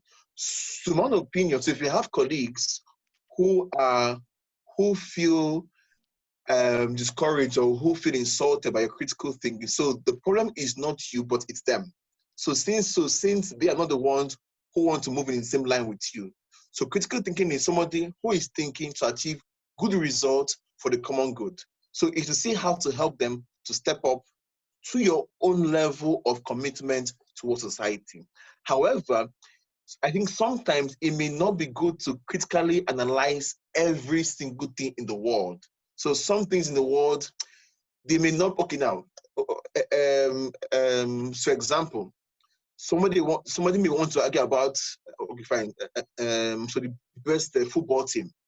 So it may not be necessary to critically analyze if it's Man U or Tottenham. So some things are left, yeah, because since those things can be subject to opinions, and then so they are not like objective themselves. So things that are subjective, I think we should learn how not to want to critically analyze those issues. But however, things that have a bit of consequences of society should be subjected to the scrutiny of critical thinking.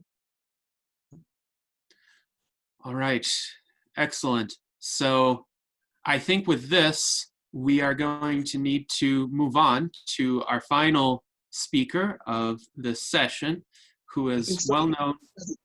Somebody typed a question, I don't know. There's a typed question there.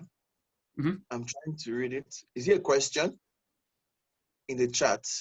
Yes, I think it's an observation Okay. to the effect that hard times have the tendency to bring out talents, strengths, and thoughts, which under normal and prosperous circumstances would have lain dormant. And the question is simply, do you agree with this observation? Normally we say that necessity is the mother of invention.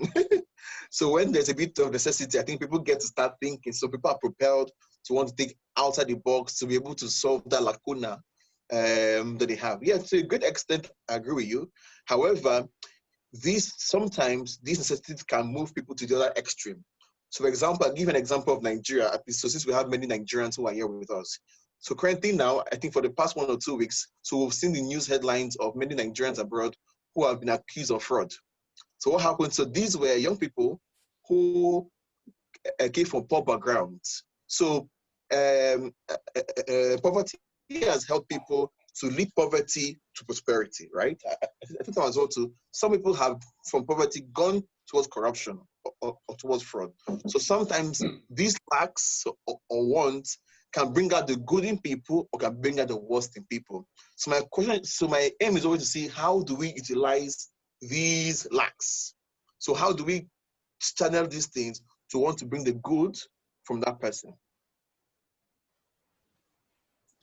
Yes, indeed. Hard times can definitely be double-edged in terms of their impact on individuals. Yes.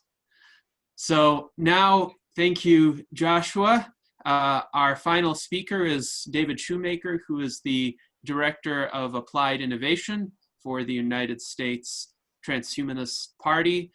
He is a regular participant in our weekly virtual enlightenment salons. The next one will be tomorrow, Sunday, June 21st at 1 p.m. US Pacific Time, 9 p.m. Central European Time. But today, David will be discussing the practical applications of innovation and transhumanism. So welcome, David. You have the floor. Yes, thank you very much, Gennady. I appreciate the introduction and always appreciate an opportunity to speak. I have some slides today. Let me see if I can get them up there.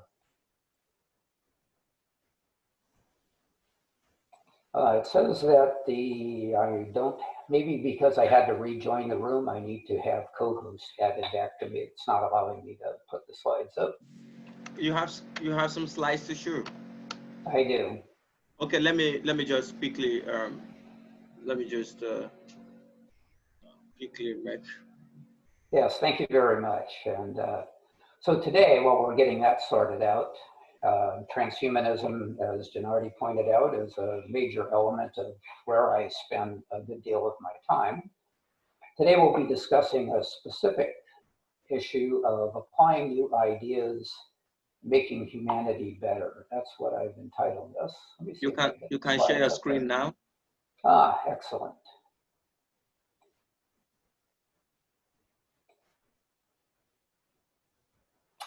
So, are you seeing my slides? Yeah. Oh, excellent. Okay, very good. So as I said, applying new ideas, making humanity better.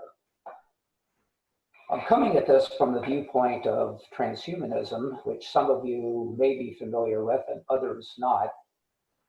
Here's a link at the bottom of this great picture of me that goes to my particular page at the Transhumanist Party. So you can get a bit of an idea of what I'm coming from just by going to that. Now, on top of being in the Transhumanist Party, though, I do other things. I sell technological products, a few of them online. And then maybe more adaptive to today's conversation is I have another business where I coach, tutor, and train people in technology. So this is the viewpoint that I'm coming from. Part of tying all these things together is a Facebook page that I have that's definitely from the transhumanist point of view, definitely towards applied innovations, applying innovations. There's a link for that. By the way, I'll put all these links in the chat at the end so you don't have to screenshot or write them down as we go.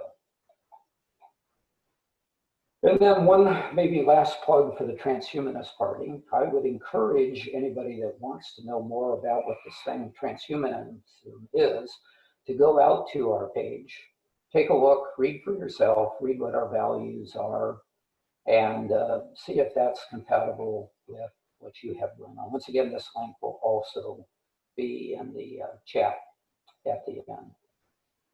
Now to today's talk. This has been talked about by a number of different speakers.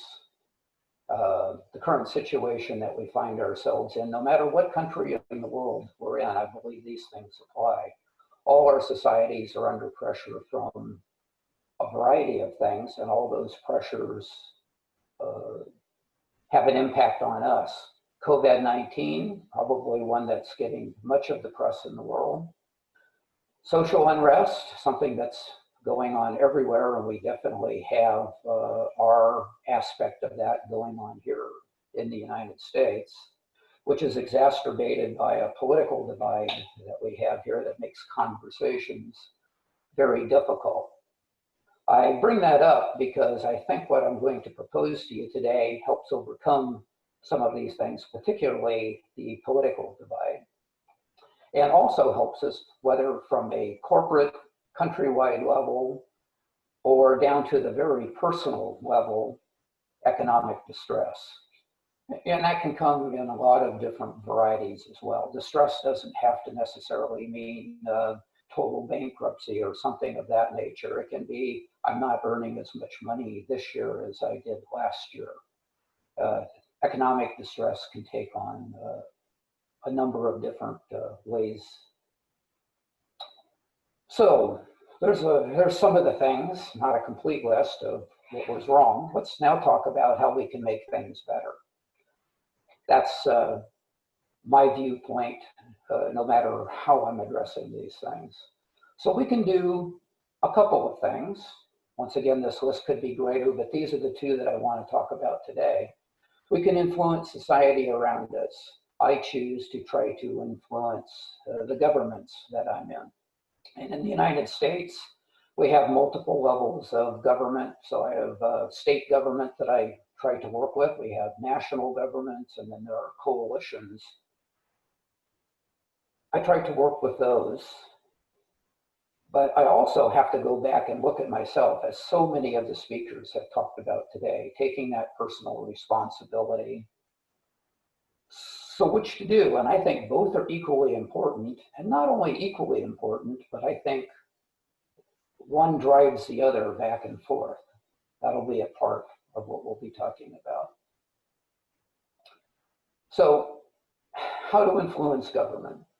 Once again, lots of different ways that we can go about that. I've got 15 minutes, so we're going to narrow this down.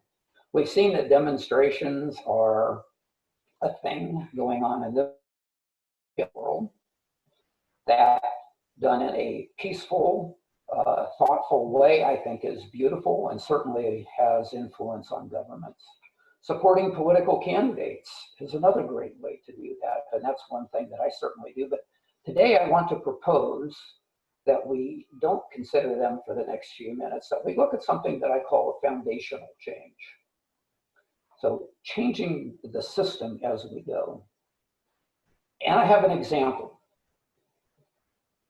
As you see on the screen, the example that I've put up here has to do with something called e-voting, electronic voting, or i-voting. It's something that I'm very interested in. Once again, this is not the only foundational change that you could participate in. I would say that for me, the reason that I want to do this change are in some of the bullet points that are listed there. Participation in the electoral process in the United States is not at the level that I would like to see it be. Countries that have, and one country in particular that I'll be using as an example, has shown that this facilitates increased. It can also lead to greater public confidence in a particular area, in this particular case, voting. It brings along additional national benefits, and it brings along some additional individual benefits. So the example that I want to use is a country called Estonia, which was part of the Soviet Union until not too long ago. Estonia, back in 2005, implemented national online voting. First country in the world to do such a thing. What did they get from it?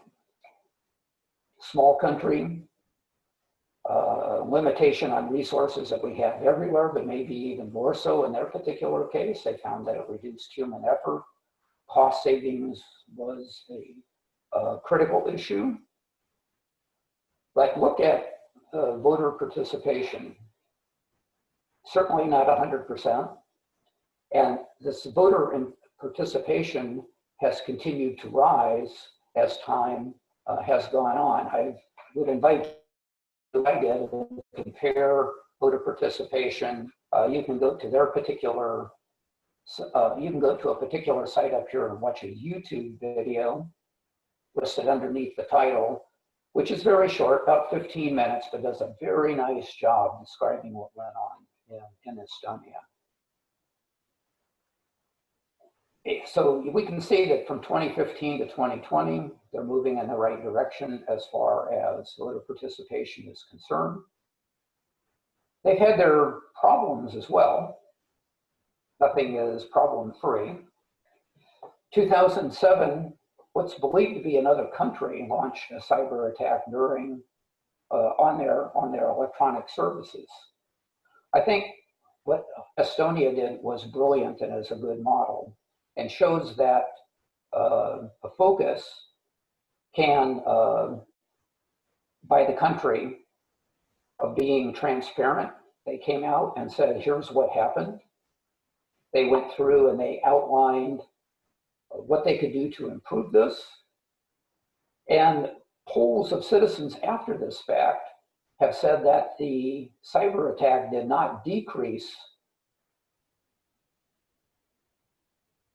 response, and the individual response of people actually made that better. Part of the things that they've done to make this better is in 2008, Estonia added blockchain technology to make this much more secure. If you're not aware of blockchain technology, it's a distributed ledger. That means that for any transaction to be valid, a number of different places have to all agree before this can be added. And then there's a public record of what the decision was.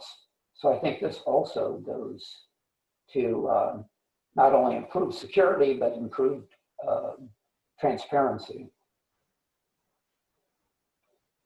So what are some of the benefits? I thought of doing two slides, one national and individual, and decided that I'd put just a few of them because I think, once again, they're not isolated from each other. Estonia has gone from a country that was basically didn't have any computers to speak of when they left the Soviet Union.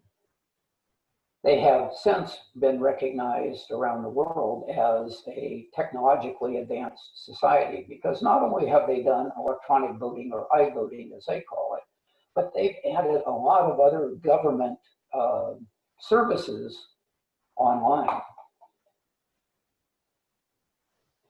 The country was motivated to increase broadband capability throughout the country to be able to support this. That had a snowball effect as well, too, by raising the level of awareness to their own citizens, but then also being able, having that infrastructure to be able to go through and to be able to put more things online. So including influencing digital banking and healthcare, which was in no way available to them before. But what about from an individual point of view? What can you do about it? Well, one of the things that you can do is identify a technology, like the example that I had, or another.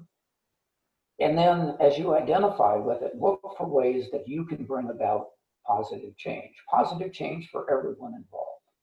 Connect with other individuals and groups that are interested in the same sort of thing that you are. And as we've heard from other speakers today, watch for the opportunities that arise. By getting behind something new like this, these opportunities will be there. And then don't hoard them. Share those opportunities with as many other people as you can, because once again, that tends to drive the progress forward. Build value for yourself, build value for the population at large. And if you're a business owner, take advantage of this and use this to build value for your customers. In the end, what we're trying to do here, what we want to do here is make humanity better. Because as you make humanity better, you make your society better. It opens up these opportunities to make you better.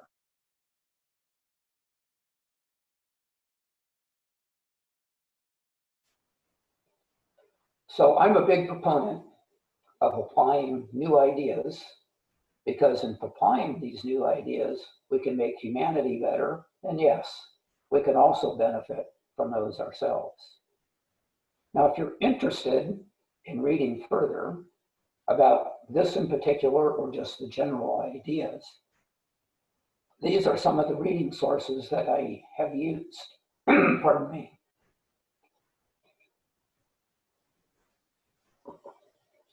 And including one video source here as well that's open to anybody that would like to see it.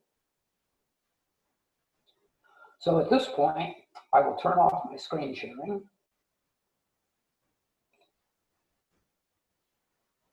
And I am available for any questions as long as my voice holds out. I apologize for that.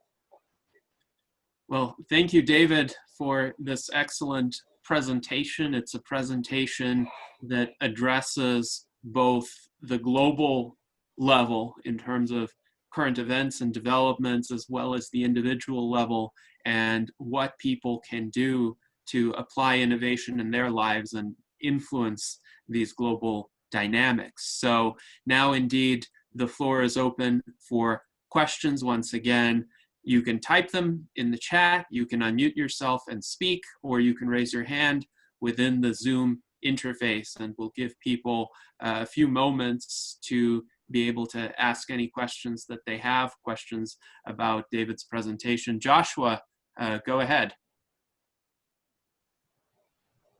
Hi, thank you, David, for your presentation. So when you were speaking, so I quickly went to your website to read about your website.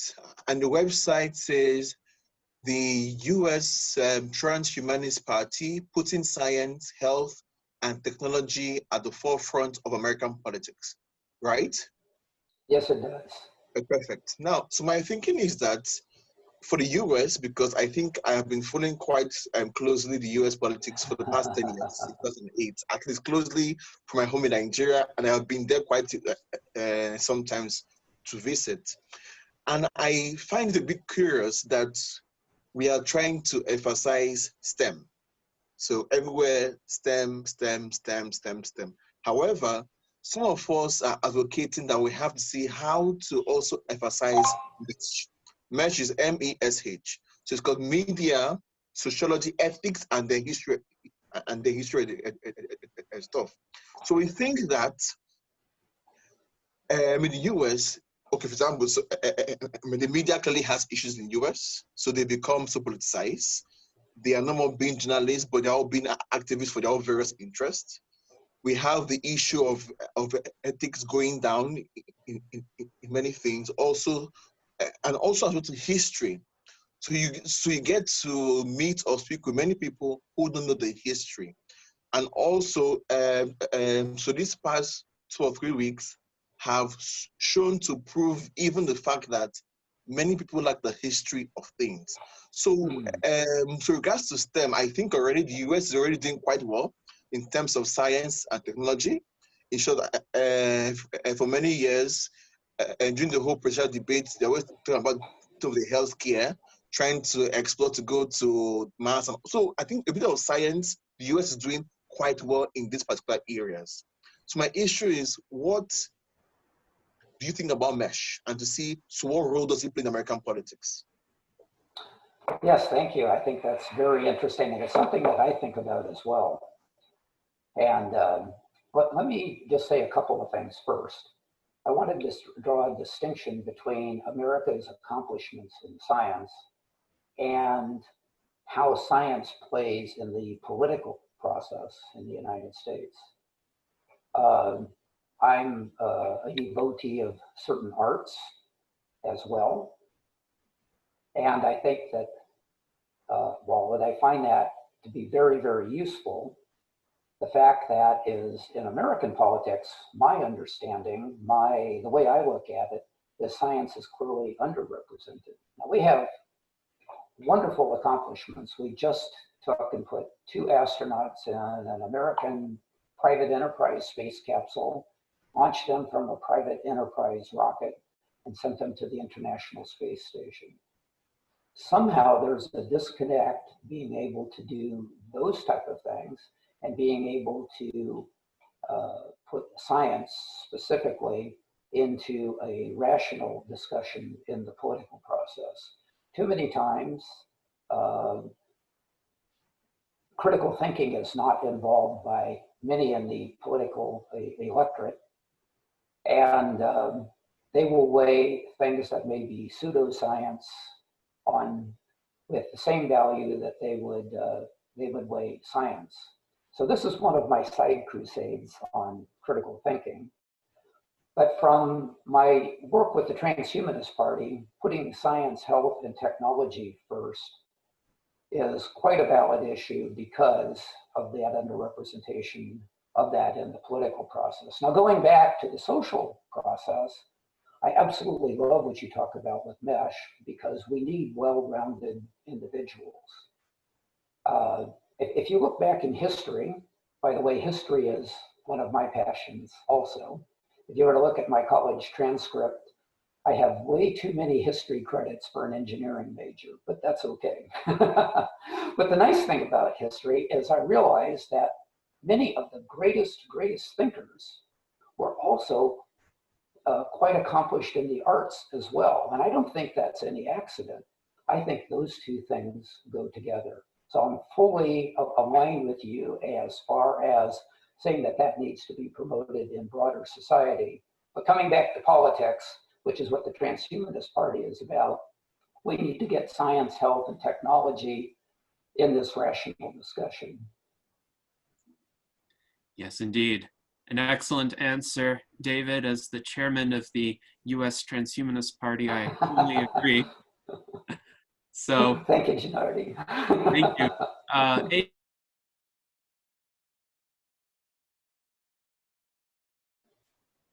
Again, raise your hand in Zoom or unmute yourself.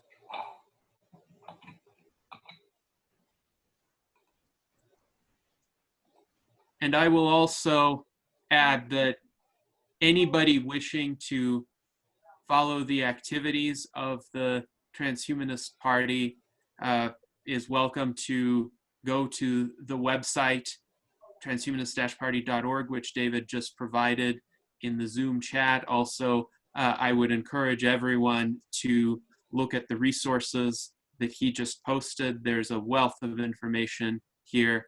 And I'll add one comment about American politics right now. Actually, this is somewhat fitting. So, Malak, you talked about being an ethical lawyer and only taking on cases that you agree with and that you would be able to support out of your principled conviction. In America, the unfortunate reality is most lawyers don't operate that way. And also, the unfortunate reality is about 40% of political posts are occupied by lawyers who are perhaps more cynical or more focused on, let's say, improving their livelihoods by perpetuating controversies instead of resolving them. So, sorry, Kennedy, I'm going to clear something out here in UAE. Because I'm not a UAE citizen, I cannot practice as a lawyer. I'm a senior legal advisor. So it's a little bit different, but at the end of the day, I practice, and it's me who writes the memos, and I don't do litigation only. So it's to clear out. I had a question, sorry, I cut you off. So if you could allow me when you finish to ask David. Oh, yes, yes, certainly. The only remaining observation that I had is, if we were to have more people with a scientific background and scientific training involved in the political system, that could lead to improved outcomes. And we would also have lawyers, we would also have people with backgrounds in the humanities. There's no reason why people of any profession shouldn't be involved in politics, but having that scientific perspective would definitely add value and create possibilities for improvement that are scarce in the United States. So with that, Malak, please go ahead and ask your question. Yeah, sorry to cut you off, Trinity, but I wanted to clear while you were talking. Going back to the ethics and the politics and everything, it's very important to bring values and bring scientific and ethical values into politics, which is I go and remember always the letter to the prince from Machiavelli, and how politics they are, and actually the politics is based now in the politics that we see now. It's based on the letters, I mean the prince and Machiavelli idea of politics, and how a politician need to be unethical in order to rule. So this is the idea that with the transhumanism party, that you bring the science and you bring also the ethics, which is very, very important into let's say, the future of politics and how things needs to be done. Yeah, it's a very good point that we can also explain to people that the transhumanism is all about ethics. It is all about, let's say, I say engineering people. I mean let's say it's a change in a little bit the minds that all these what we have, the behavior, that it's the greed, if transhumanism can change our nature to be a better species, of course it's the best thing that we can do for our evolution. So that was that have been said. I would like to ask David. Hi, nice to meet you. It's the first time we talk together. I've been seeing you on social media. I just wanted to ask you, I am a member, and I'm not in the United States, and I appreciate that, because it's the only political party that allowed non-US citizen or non-residents at least to participate and be members. I would like to ask you, like, for me as a member, and I'm here in outside of the UAE, I'm between outside of US, I'm between UAE and Europe and Tunisia and Africa and everywhere. You will see me after it's finished. I will be traveling everywhere. So how can we bring transhumanism and let's say in law we say cross-fertilize the law with other culture? How can we do that with the transhumanism as a movement, as ideology, as the future? Actually, sometimes I say movement, but actually it's not a movement anymore. It's the reality, and we have to do it, and we have to go and make it. So how can we do it from our side, from here, and how can we have your support and spread this ideology and get people to understand that it's all about ethics? Because they are fearing machines, they fearing hacking and all this. So we need to make or pass the message that it's going to be done anyway. the machine is going to take over anyway. So we are there to prepare ourselves and to go with the ethical part and values and to spread this noble cause that it's behind the transhumanism. So can you tell me how we can do it from here? Yeah, thank you, Malak. And before I get started, very nice to meet you as well. Ethics is a big part, I believe, of rational discourse, which the Transhumanist Party is very much in favor of, as you already know. And I think when we take the rational discourse and we do this on a person-to-person basis, so we get out and we speak with people that are not transhumanists, we can bring the human side that they may not be aware of. They may see, as you pointed out, they may see pictures of machines, they may read about machines taking their jobs, they may read about many different things. But I think it really comes down to the person-to-person, people-to-people touch. And that's not just inside the United States. I do that here inside my home state of Arizona, and I do that on a broader scale.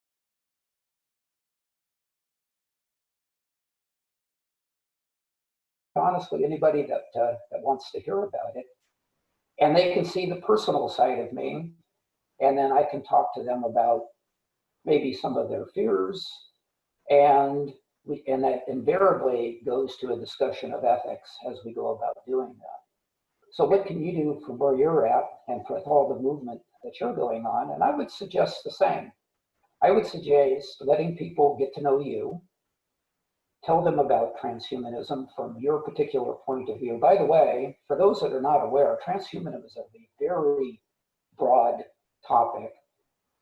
It supports multiple political points of view, different ideologies, but we do have core values. And let them see that from your particular point of view. And then talk to them about, we heard a talk earlier today on foresight, what's coming. And give them your unique point of view as far as what you see is coming and possible solutions. And a talk in this rational yet human side of things, I think, tends to take a lot of the media hype that's out. People may only be seeing Terminator movies and things of that nature. They may not be seeing other things that are available to us.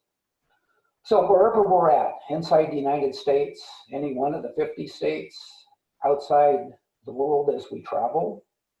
I was in New Zealand for 3 weeks earlier this year and had wonderful conversations about transhumanism there, not only with family and friends, but there is a political party in New Zealand that does not identify as transhumanist, but I saw some of the values overlapping. So I arranged for a meeting with one of the chief political figures so that we could talk and hear each other. And now we're discussing things back and forth between over the internet concerning the politics in New Zealand and what he's involved with, and the politics that I'm involved with here in the United States, and the things that we can do in dissimilar systems to support each other. So I hope some of that addresses some of the things that you were asking. Sure, you did. I just unmuted myself because I have the airplanes back in. Okay, I'm living. I'm leaving. I mean, my house is. I have the airplanes all the time. So that's.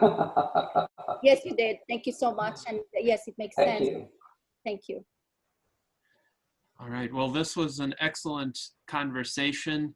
Thank you again to David Shoemaker for his presentation. And thank you to Joshua and Malak for your great questions. And now I want to conclude with a few remarks. First of all, I would like to thank the organizer of this webinar, Osinakachi Kalu. You can learn more about him by going to his website. That's osinakachi.com. And Osinakachi is a person of many achievements. He is a strategic planner, a team builder, a visionary, an inspirational speaker, and a humanitarian who has exceptional skills as an administrator, philosopher, and theorist and philologist. And some of his affiliations are that he's a member of the World Fearlessness Movement. He is the founder of the Penn Lords, member of the Lifeboat Foundation, a member of the United States Transhumanist Party, quite a valued member there. He presides as the founder of TAFFDS, the Transdisciplinary Agora for Future Discussions, and he also serves as the chairman of the WAMS Council for the Youth Development of Nigeria, and he is an honorary Academy Fellow of the World Academy of Medical Sciences. His motto is "Life is the chief value," and I think that was very apparent in today's webinar, where all of the speakers essentially provided insights about how one can improve one's life, how one can improve one's understanding of the world and the context in which one lives, and find a purpose, find some actionable steps that one could take toward improving oneself and improving the world. And a lot of the speakers talked about leadership and attributes of a good leader, as well as resilience and how to get through difficult times, and critical thinking, independent thinking, searching for answers in a complex world, but doing so in a determined way, a systematic way, and a principled way. A lot of the speakers focused on ethics and what does it mean to behave in an ethical manner? How does one relate to other people in ways that are constructive and productive? And the vision that Osinakachi Akalu outlines is giving life a better meaning. So that is what all of these conversations were about. And I want to say also, for those of you who participated in this webinar, send an email to info@osinakachi.com and you will receive a copy of Dr. Kalu's new book, Success Mantra: Decoding Philosophy to a Purposeful Life, that is going to delve into a lot of these ideas to a greater extent. So this webinar hopefully will be the beginning of our explorations of these subjects, and we will continue exploring them for many years and decades to come. And if the US Transhumanist Party has its way, we'll continue exploring them indefinitely, because that is what we stand for: indefinite longevity, indefinite prosperity, abundance for all, a better life for all. So thank you very much to all of you who attended. This was quite an enjoyable session, and I hope that we all learned plenty that we can apply in our own lives. Okay, thank you, everyone. Bye.